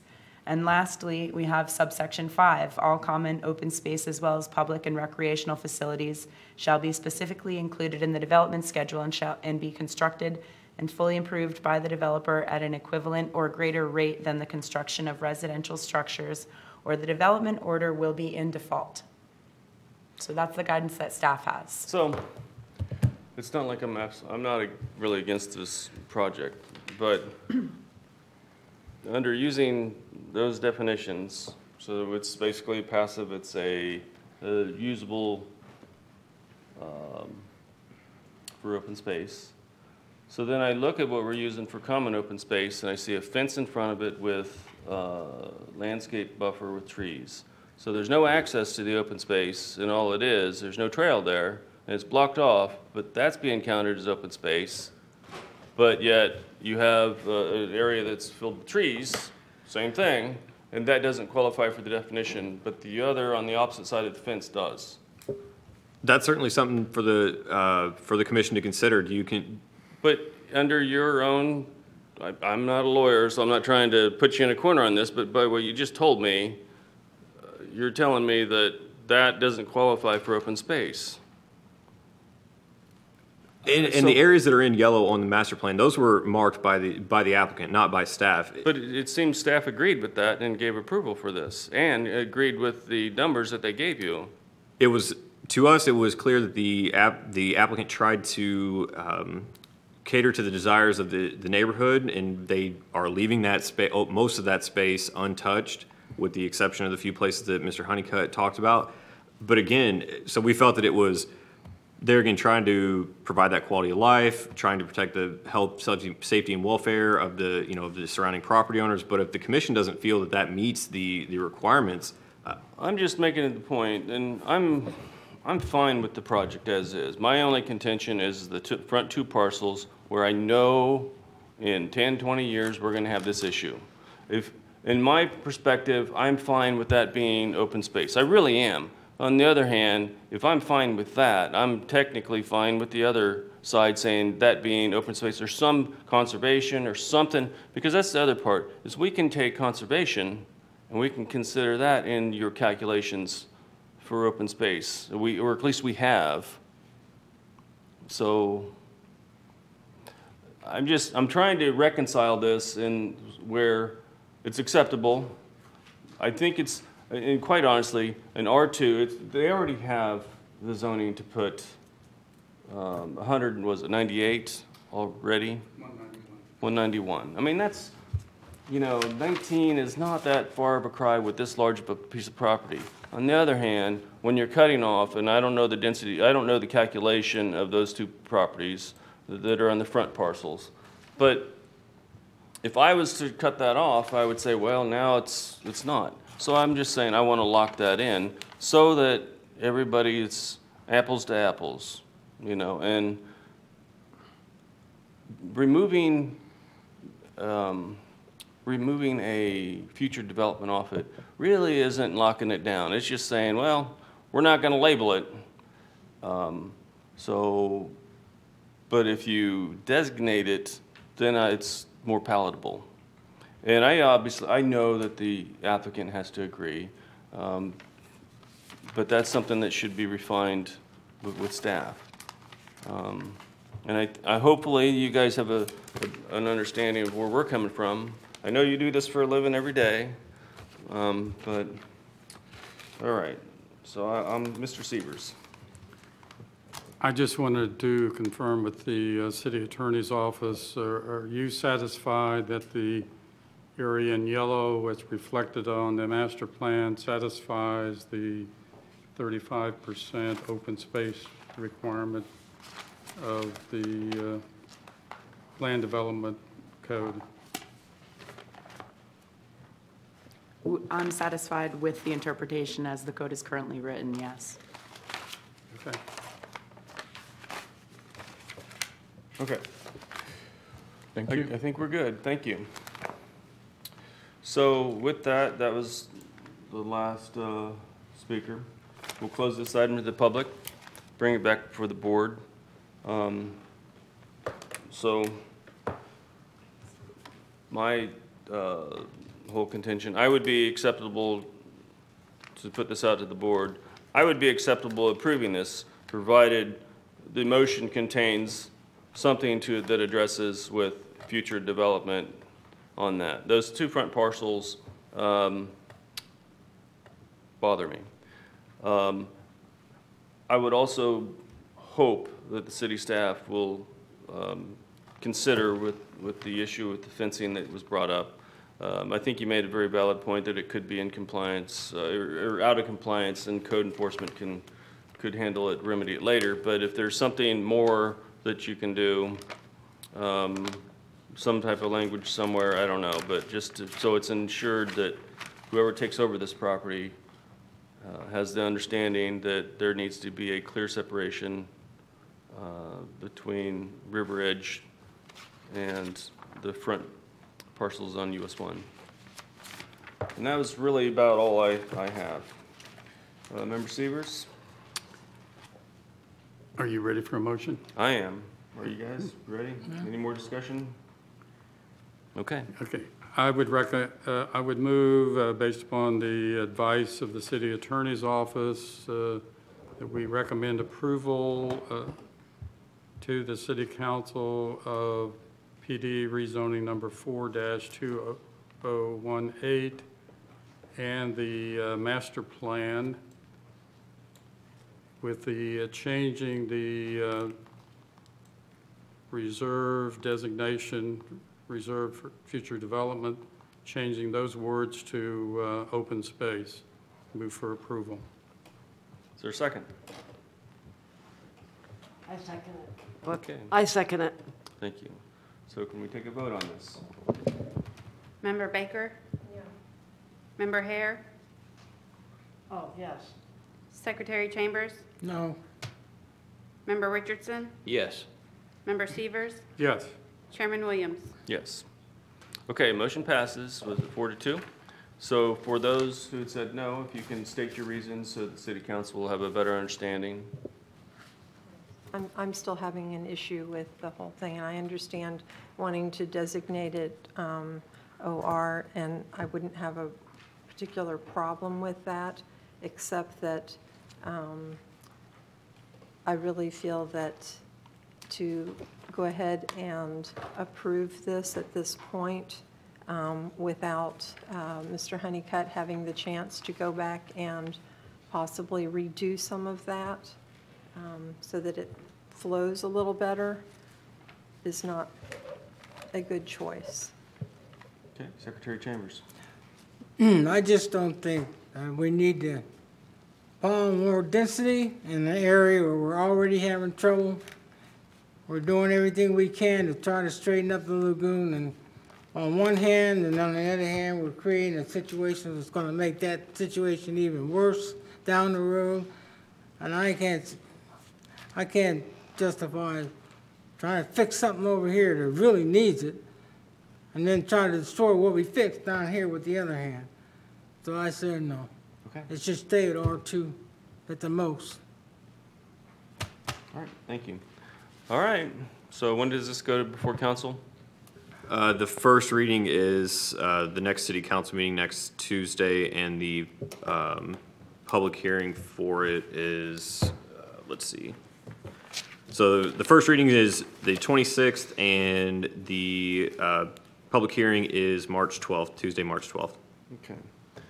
Member Baker, you had something you wanted to add? Yes, I do. I would like to apologize to Mr. Honeycutt. I really am not trying to call you devious in any way.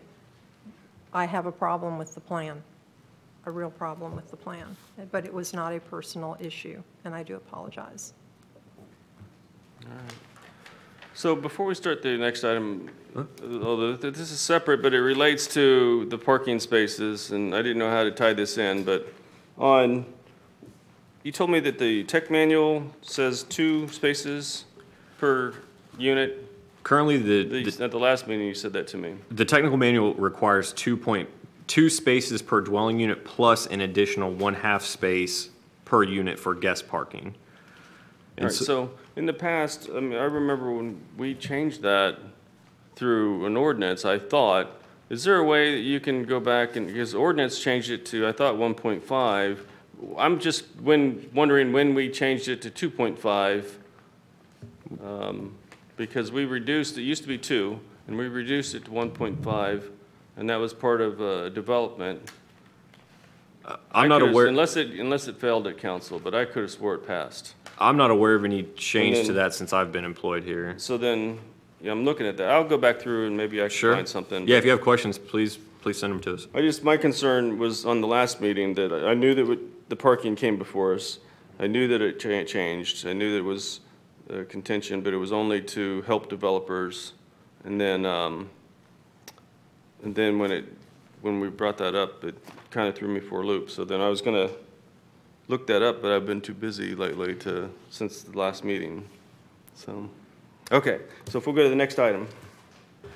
Okay, the next item, item 9B, starts on page 56 in your packet. This is a conditional use permit. It's conditional use permit number 1-2019 for Titusville Mall.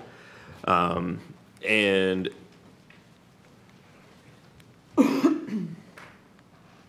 okay, so the subject property is, as I said, the Titusville Mall. It's located at 3550 South Washington Avenue.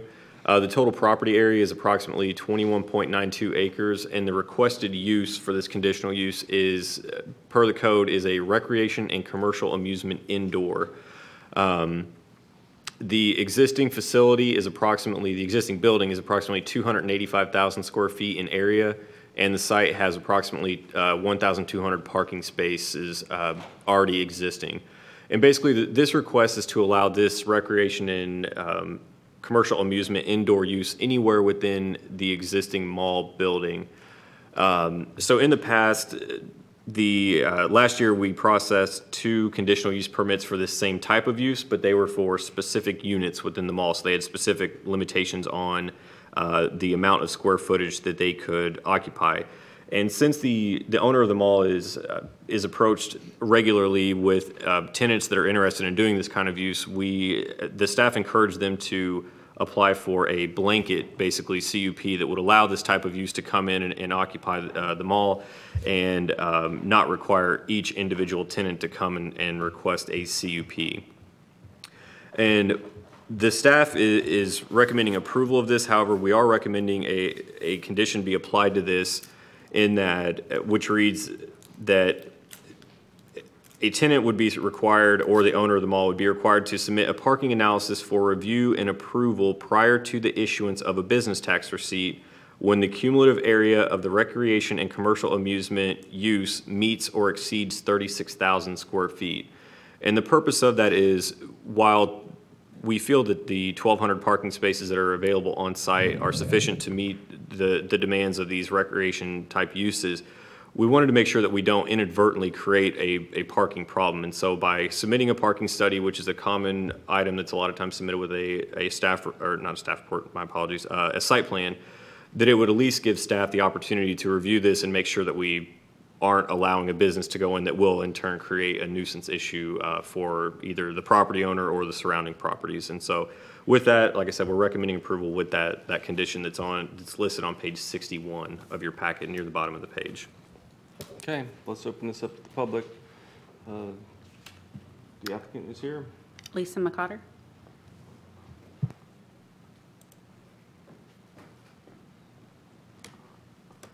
Hi, Lisa McCotter, 3675 Fairfield Drive in Titusville. I'm the general manager of the Titusville Mall, and it has been purchased and owned for 1 year now. And during this year, we have, like staff mentioned, we've already received 2 CUPs for indoor recreation and amusement.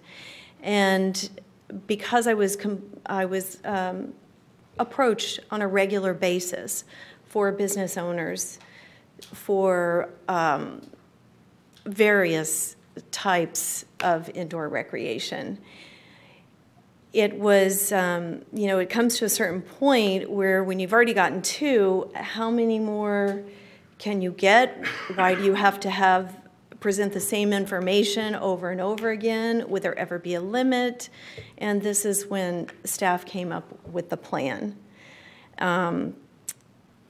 We would appreciate just having this on the property. We do currently have interest for the old Sears space, and at the time, we did not have that in particular. So we would appreciate this being approved, and to do the parking study is no problem at all. Okay. Thank you. Are there any questions? No? Thank you. All right, do we have any other cards on this? Mark Rebounders. Okay. Hello. My name is Mark Gurley, and I'm the founder and owner and CEO of Rebounders Indoor Trampoline Arena. We're the ones that are interested in space. I lived in Brevard County, grew up in Brevard County. I graduated high school at Merritt Island High School. I went to Edgewood Junior High School. Coming from a very close community of Cherokee, North Carolina, and I made this my home. I own the only patents in the entire country when it comes to indoor trampoline arenas. So Jesse sought out my company to partner with his to build this. I can tell you that we built them all over the country and in other countries, in Panama City, Panama, okay? It's safe, it's a lot of fun, the kids will have a blast, and you talk about bringing the malls back. I just opened one in Sacramento, California, 42,000 square feet, 11,000 kids the very first month we opened. Okay, the mall had been dead for 11 years, dead, okay? I think that we can do the same thing here. I don't live in Brevard County anymore. I have a home in Merritt Island, but I live in Lake Mary, Florida, and I call this area home, and I can't wait to bring one to this area. I have one in Apopka, Florida right now, but this would be the first one I had in, that I have in Brevard County, and I'm excited to do it for Titusville, okay? If you'd approve it, I'm sure that we could get started just as soon as you would approve it, okay? Thank you. Next card, we have any more cards? That's the last card. All right, so we'll close this item to the public, bring it back for the board. I think it'd be great if you did this, but I'd love to see, I will personally go myself. I put money on that, so. Mr. Severs? If you're ready for a motion, I'd move for recommend approval with the one condition suggested by staff. Second. All right, so can we take a vote on this? Member Richardson? Yes. Secretary Chambers? Yes. Member Baker? Yes. Member Severs? Yes. Member Hare? Yes. Chairman Williams? Yes. All right, motion approves. When's this go before council? It goes next Tuesday, the 26th. Okay, I don't think you'll have a problem with council, but I think they'll probably want to come too, so. Yeah, jump at the chance. All right, next item, please. Okay, give me a second here to get to it. This item 9C, starts on page 68 of your packet. This is for easement vacation number 1-2019. This is, as I said, an easement vacation. The location of the property is 28 Linwood Avenue. So on the screen there, the east-west, the major east-west road you see is Garden Street. So this is just north of Garden Street on Linwood Avenue. The proposed area of the easement to be vacated is 10 feet by 52 feet. And the reason for that is there is an existing swimming pool that was built in this easement, and the owner is now attempting to, or I believe a purchaser is now trying to secure financing for this property, which they cannot do as there is a structure in the easement itself. None of the utility agencies had a objection to this, although I will note that on page 73, which is the staff report, Florida City Gas they put in there no objection. Please be aware that Florida City Gas owns a gas main within the remaining portion of the easement. So that's the only entity that responded back with no objection, but they did, just want to provide that clarification. And up here on the screen now on the right-hand side, you can see the area to be vacated, although it is a little difficult to see on screen there, is just the area of the pool. When these sorts of issues arise, we always request, and the code basically encourages that the minimum amount of vacation that is necessary be requested. And based on what the sketch here is, they are only requesting that portion of the easement be vacated that is currently occupied by the pool. And so staff is recommending approval of this, and with that, I'll try to answer any questions that you have. Is the applicant here? Yes. All right, do we have a card on him? Would you like to come up and speak on this, sir? And if you wouldn't mind, afterwards, if you'd fill out a little card. Yeah, we bought this house, and it's got a pool, and it's got an easement, and we can't finance it because some Form 9, a state form that the easement, and the pool and the easement were recorded similar at the same time, like in 66 or 67, and the pool is permitted with the house, and I don't think there's any error here, and none of the agencies that own the easement or use the easement take suggestion, and we've still left a slot for them to put things through there. But this way we can get them a mortgage, and hope you can approve it. All right, got it. And thank you. yeah, what do I just sign in over here? Yeah, do you have any extra? Okay, yeah, they're on the back over there. Thank you. Thank you. All right, so we'll close this item to the public, bring it back for the board. I had a question of staff on, when you say remaining area on the gas line, is that on the opposite side that's not being done? Or are you saying that if this is approved, you'll have a line within vacated?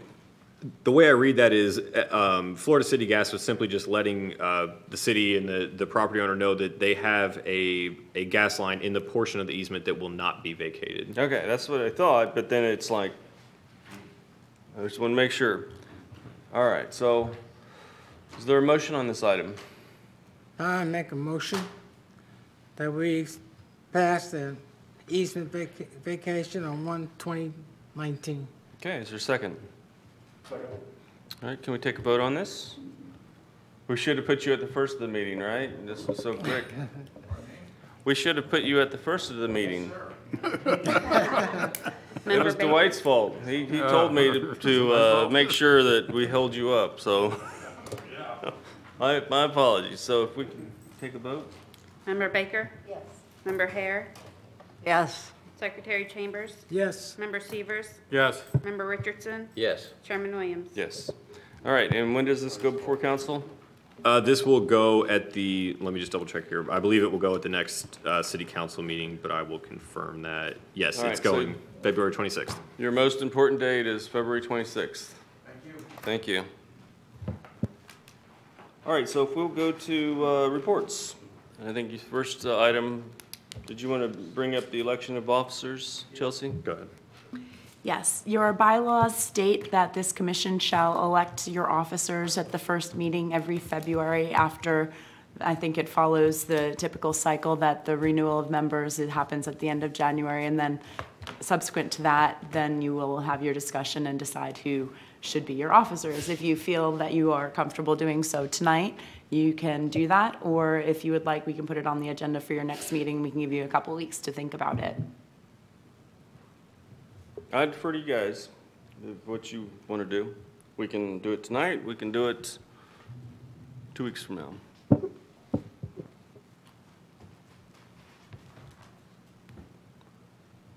Crickets? I'd recommend we have an agenda item. Okay. That's what I'd That sound recommend. We will put it on the agenda for your next meeting. Okay. All right, so did you want to go over the draft-based comprehensive plan? Yeah, I do have a presentation on that. Give me just 1 second here. I'm taking a note. Okay, so part of our ongoing effort to educate City Council and the Planning and Zoning Commission and the public about the revised draft comprehensive plan that we've been working on is to break down different topics to present on. And so what I'd like to discuss this evening is related to concurrency. And so as you can see there, that's the definition, or sorry, that's a shorthand version from the Tallahassee Growth Management Department. But in general, concurrency is making sure that the city can provide services at a specified level that are recorded in the comprehensive plan. So things like water and sewer, roads, solid waste, those sorts of items are part of the concurrency management system.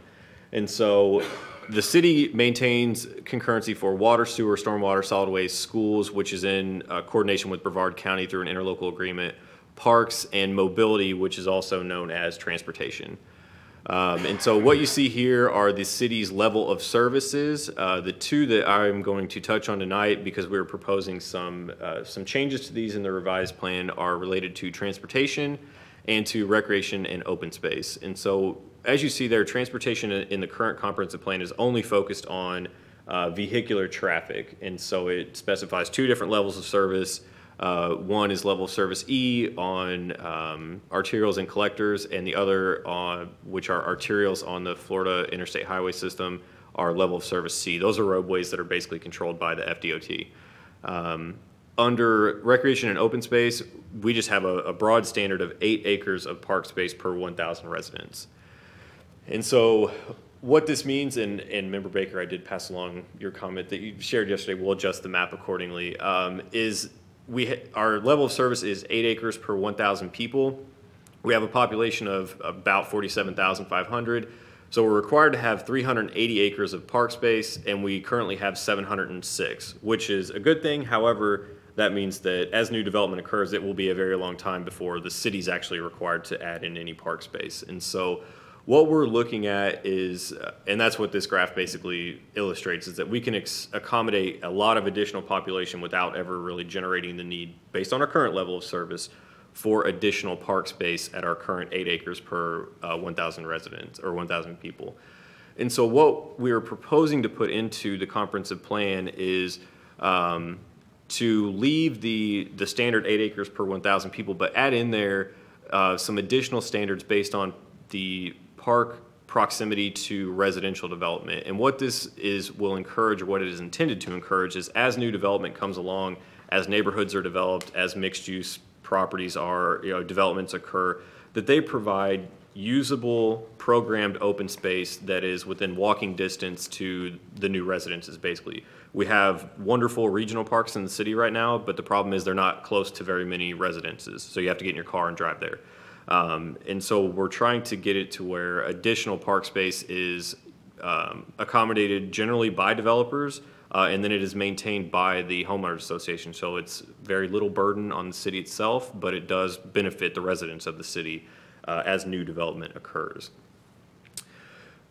That's generally for the parks, and I'll be happy to go back over this at the end. And so when we move into talking about transportation concurrency, as I mentioned, we currently only have concurrency standards for automobile traffic. And so there are, of course, other ways to get around. There's walking, bicycling, public transit, things of that nature. And so the question that you get asked a lot of time is, how wide is wide enough? So the person on the bicycle in the orange circle there, it's very challenging for them to get across that 6-lane roadway there.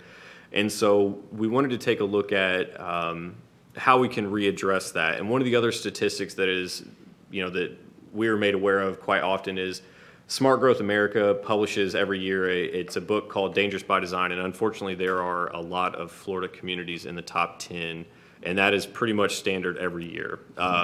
We are third after Orlando and the Daytona area, and so we would like to take a proactive approach at reducing that, get us further down the list basically as much as we can, so that we can have better accommodation of multiple modes of transportation.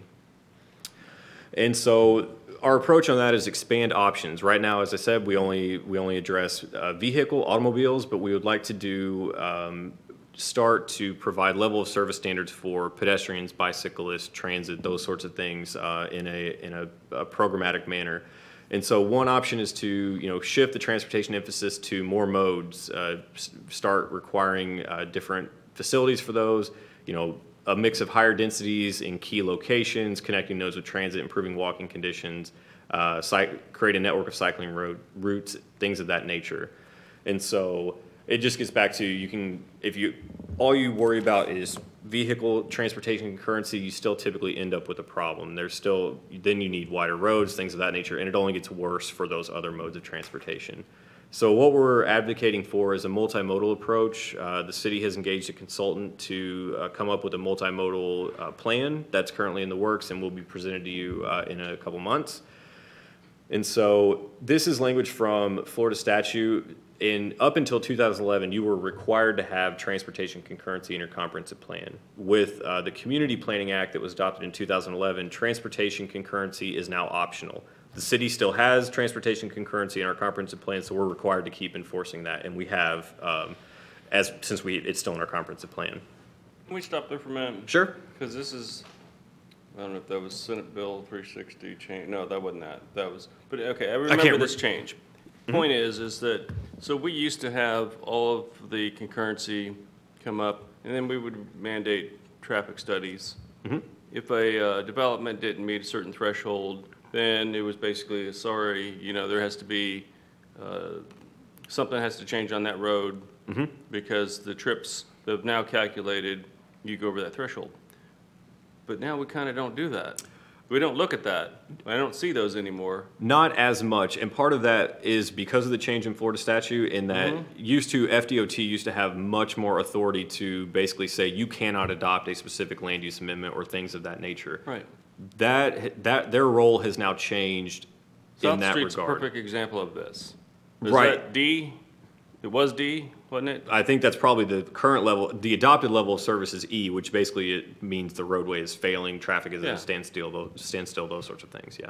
So I'm just saying that it's nice to say that, but we don't really do anything about it. And we really don't do anything about it now since that changed in 2011. And using South Street, we as the city really have little control over that because it's controlled, by FDOT. However, I will say that they are aware of that. They're aware that it's basically at capacity.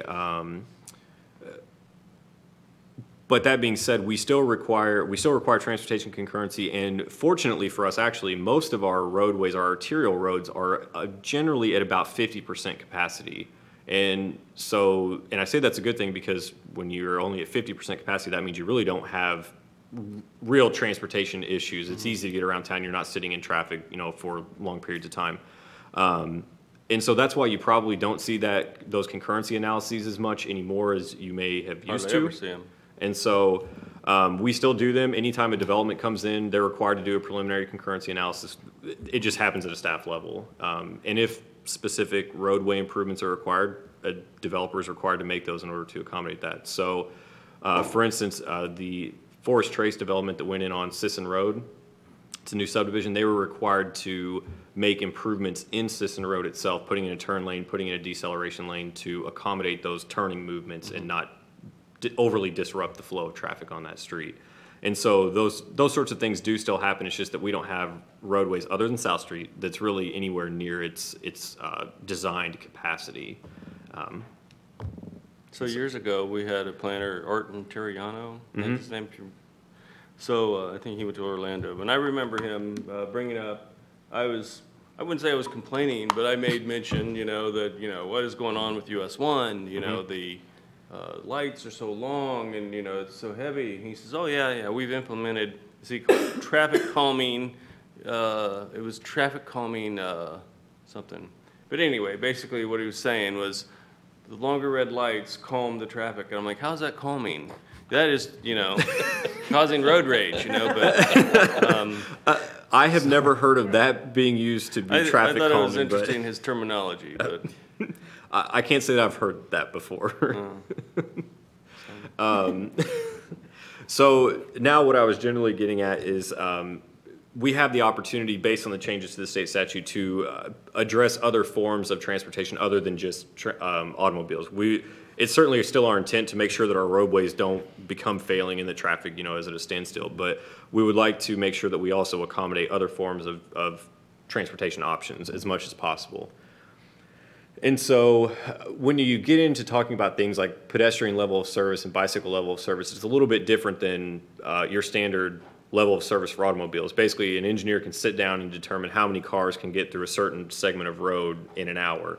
It's much harder to do that when you start talking about how many people can walk down a sidewalk in the same amount of time. So what you focus on in those regards are the width of the sidewalks, how far is the sidewalk away from a street, how heavy is the traffic on the street that the sidewalk's adjacent to. And for For bicycle level of service, there again, it goes back to, a lot of it's related to comfort of that mode of transportation. If you put a narrow sidewalk next to a very busy highway with high speed limits, people generally aren't going to walk there. They don't feel comfortable. The perception is it's dangerous to walk there. And so those are the sorts of things that, while the specific standards won't be in the comprehensive plan, we have a lot of policies that encourage us to establish those sorts of regulations in the land development regulations and start that conversation basically. And so there again, when you go to transit level of service, you're talking about the frequency. How often does a bus come by? How many hours a day do they run? How easy is it to get to and from the bus stops? And another item is related to street connectivity. So a street grid that's like what you see here in downtown, there's many ways to get to a variety of places, whereas whenever you get out into more of the more suburban areas, those sorts of things, you end up with a lot of streets that serve a lot of cut off individual subdivisions. So it's just a different typology of street network.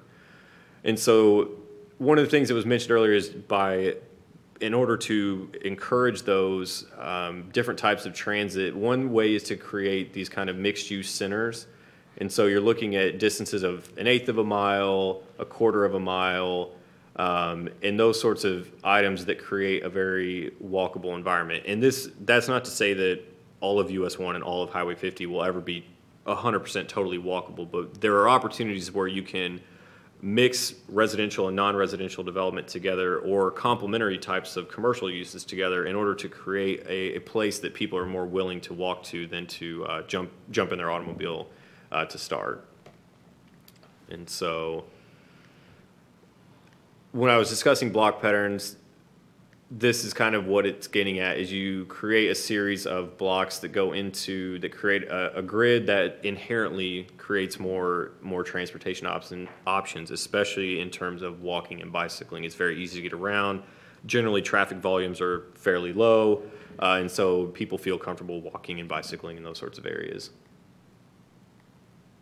And I apologize, I didn't realize all those animations were in there. So in terms of the revised comprehensive plan, what we're referring to, so transportation level of service, the transportation element is now referred to as mobility. We're not changing the arterial or collector level of service, so that will remain the same.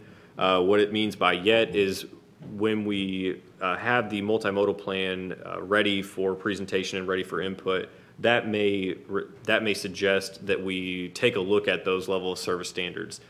In the revised plan, or the draft plan, we have added new multimodal policies, so things that talk about bicycles, pedestrians, transit, those sorts of things. Added in more complete streets policies, added block perimeter policies, which again gets back to that street network, those sorts of things. Added more access management policies. This is what we feel is key. So access management mainly refers to how many curb cuts are along a roadway. So I often think of really any of our major corridors, Garden Street, US 1, Highway 50. There are certain parts, the eastern parts of Highway 50, closer to the lagoon, you see a lot of curb cuts. There's a lot of businesses with individual curb cuts on there, and traffic seems to be a little more choppy through there because you have people slowing down to turn, people are trying to enter onto the roadway, and that creates a more choppy traffic flow than further west on Highway 50, where there isn't as much development, but the development that there's fewer access points. Some of them are shared and those sorts of things. And so you tend to get a more fluid traffic flow through that area. And so access management is trying to consolidate and reduce the number of curb cuts to help A, traffic flow better, B, it reduces the number of conflict points for pedestrians, so you feel safer walking and bicycling along that segment of roadway. And that's really kind of the crux of it, is controlling how properties access those major corridors. The policy, or the draft revised plan, did not add a level of service for bicycles or sidewalks or for that yet. And again, that goes back to we're waiting on the mobility plan to see what the recommendations are that come out of that. Another thing that goes along with that, and you've seen this slide several times, and you will probably see it several more, is that the draft plan links land use and mobility. So we're looking at how land uses on either side of the roadway affect the roadway itself. And what that means is, if you are trying to create a pedestrian environment, you want your buildings closer to the street, you may want the parking lot behind the building, and what that does is it naturally helps to slow traffic down and make it a more comfortable environment to walk in. And so there again, when we talk about mobility, one of the major recommendations in there is to establish a mobility master plan, which council actually gave us the direction to go ahead and move forward with that, so we are.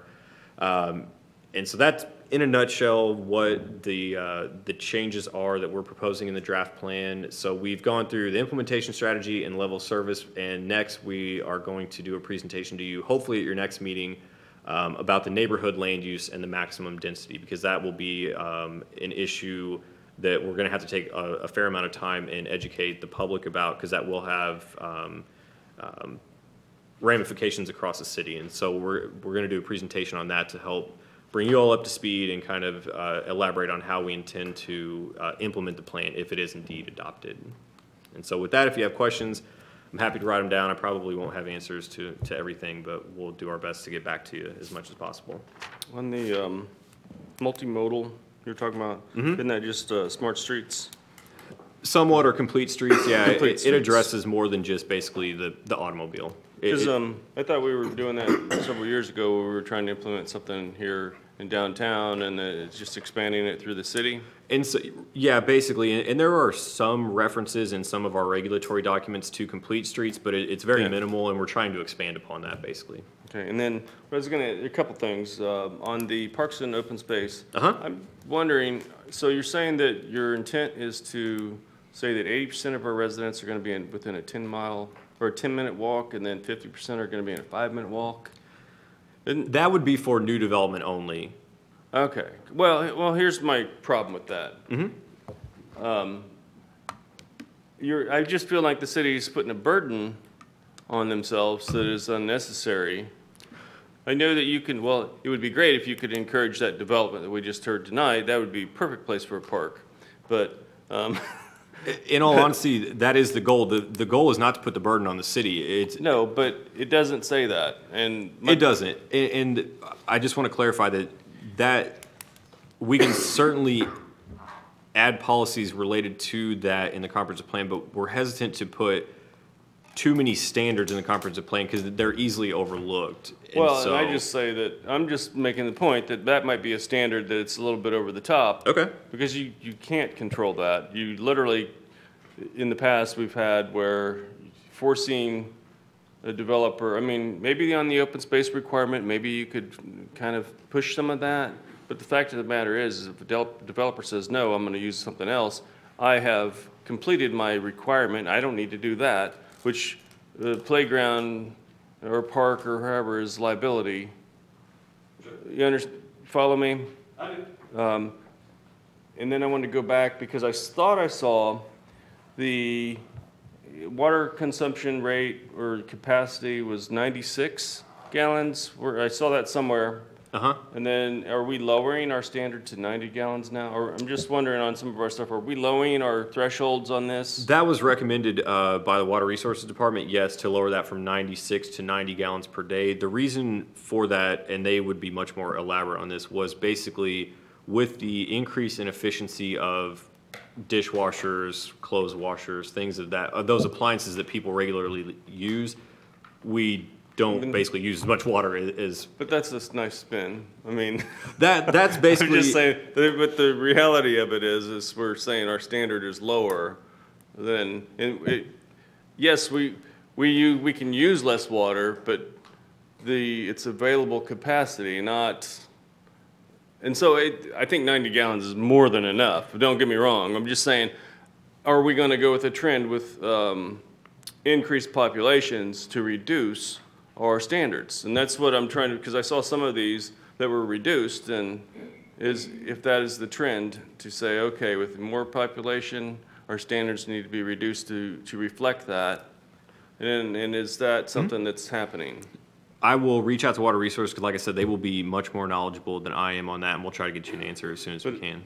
But at the same time, what was it? Solid waste? No, I don't know if that changed. But there was another standard I thought changed. But I'm just saying that is this reflective of the intent to increase population of changing some of these? But I'll get your response back.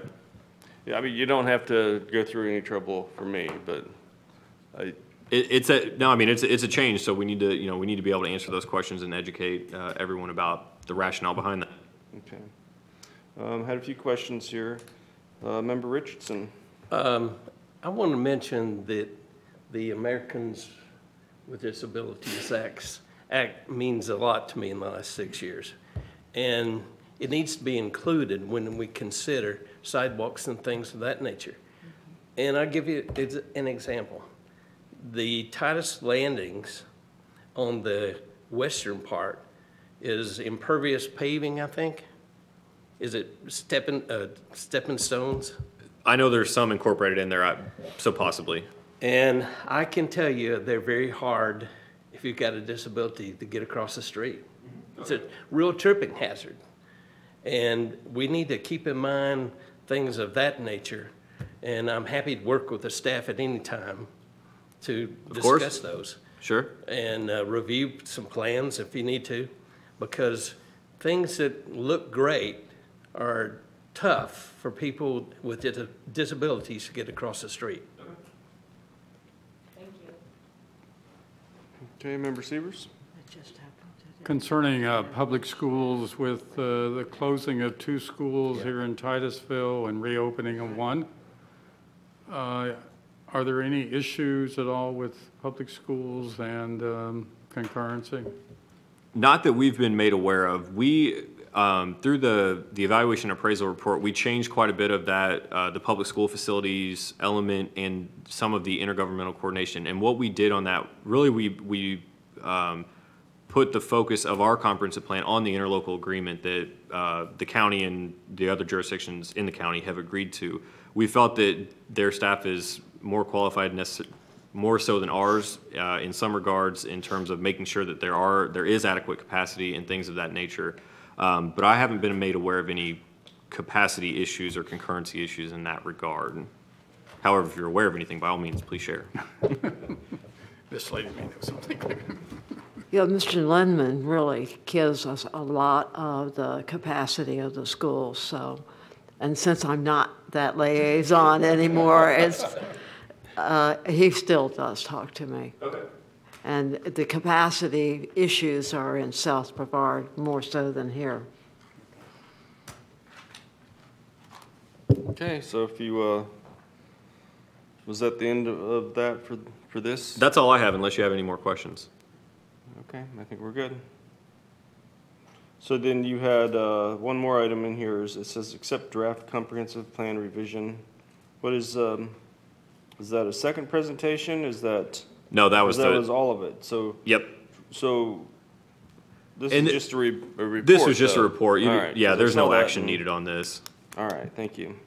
All right, so I guess that is it. So we'll go for petitions and requests from public present. Nope. Okay.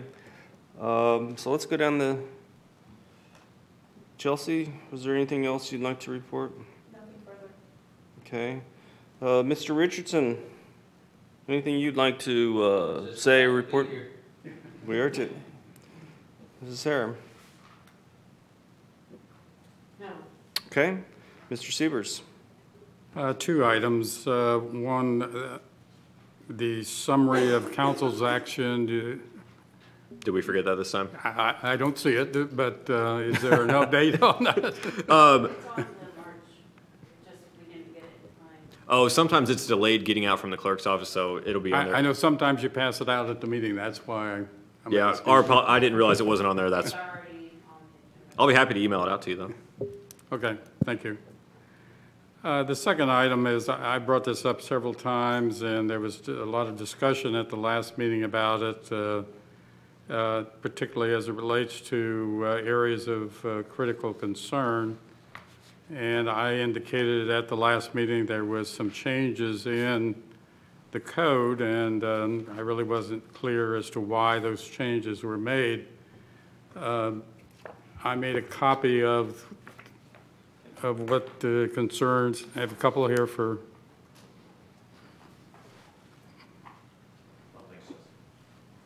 As well, there's 2 there.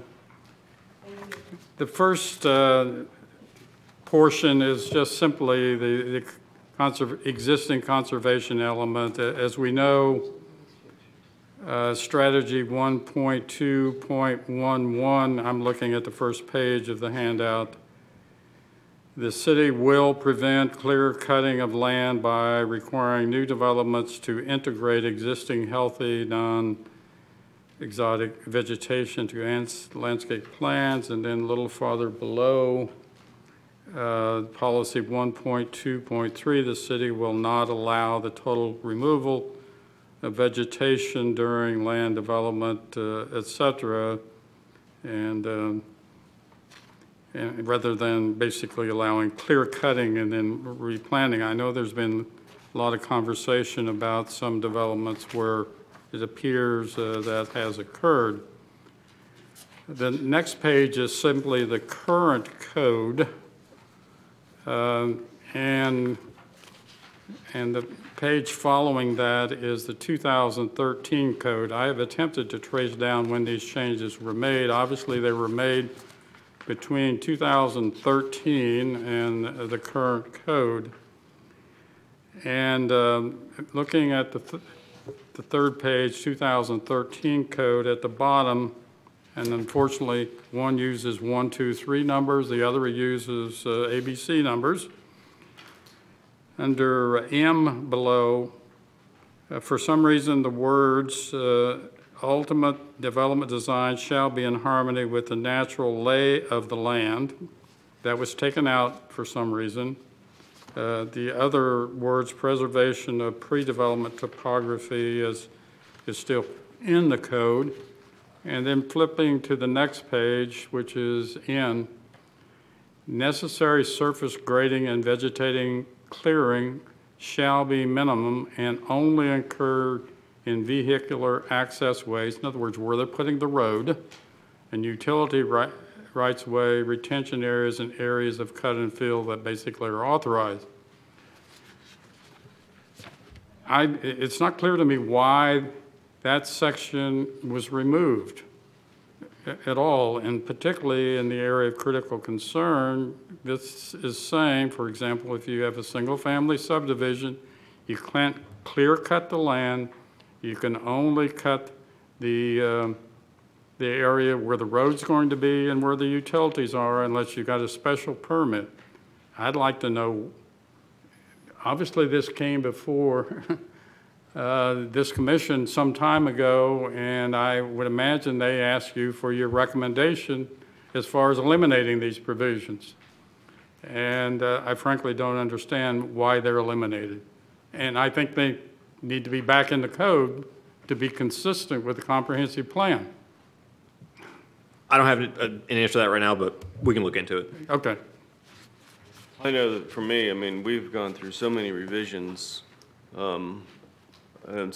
Changing a city staff, every time we change city staff, it seems like when we have complete, and I've seen it several times. I partly was told that it was for make it user-friendly or a little more development-friendly. I can certainly see how this can be a little more development-friendly. Yeah, but I'm saying that I've seen where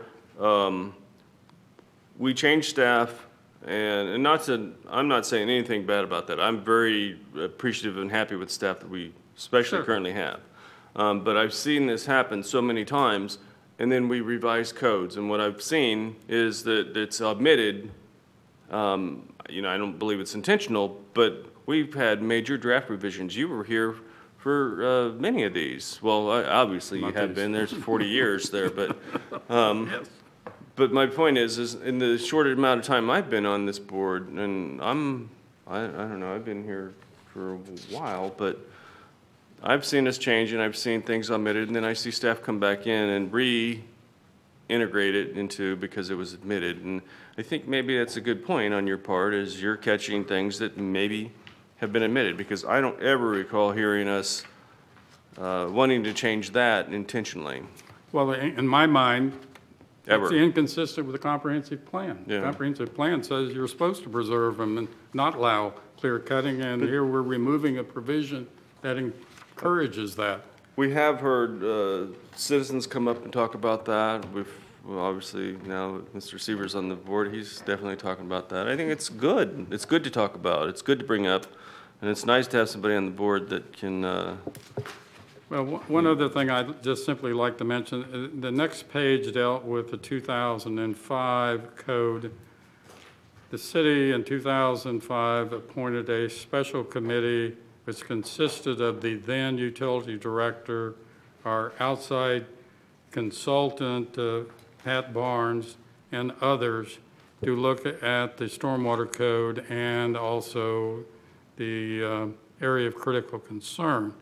One provision that was added was, and I'll just refer you back to the third page where the 2013 code under D. One provision that was added says the limitations on the extent of the above cut, that is, you can go to 8 feet, of the natural topography shall not be construed as an automatic authorization to alter the natural topography. The project shall be designed to minimize the change in natural topography. The reason why I'm bringing that up, because I have heard, I won't say the current staff, but I've heard staff members in the past, well, they're allowed to cut up to 8 feet. It was deliberately placed in the code in 2005, this additional language to say you can't do that automatically. You've got to look at alternatives, and the emphasis is to preserve the natural topography. And the reason why the city did that at that time is because, as I've mentioned to some of you in the past, is we're losing some of our wells, and because of the change of topography. And so I just want to emphasize that. I hope the current staff educates itself, and maybe there's not historical background people around to do that, but you need to understand some of the reasons why these provisions are in the code. Rather than say, well, the code says you can do 8 feet, do 8 feet. And because there are obvious limitations in it. So I would appreciate staff could understand, perhaps they can research why those were eliminated. At some point in time, I may recommend that we recommend to City Council they alter the code and insert them back in there, because I don't understand why they were eliminated. Thank you. Thank you. Who authorizes land clearing? Who actually permits that? It's part of a site development permit. Okay, so. And so you can't just go clear land until you have a site plan secured.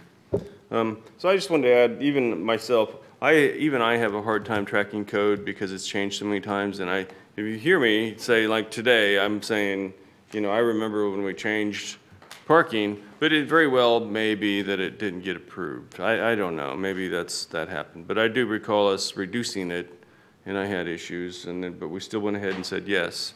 And I would have thought that council did. So I think that change is made, and I'm probably mistaken, but I don't know. I mean, I really thought it went through. And that was all I had. Mr. Chambers, Secretary Chambers. Nothing. Okay, and Member Baker. Okay, so that was it, and we're adjourned. Thank you.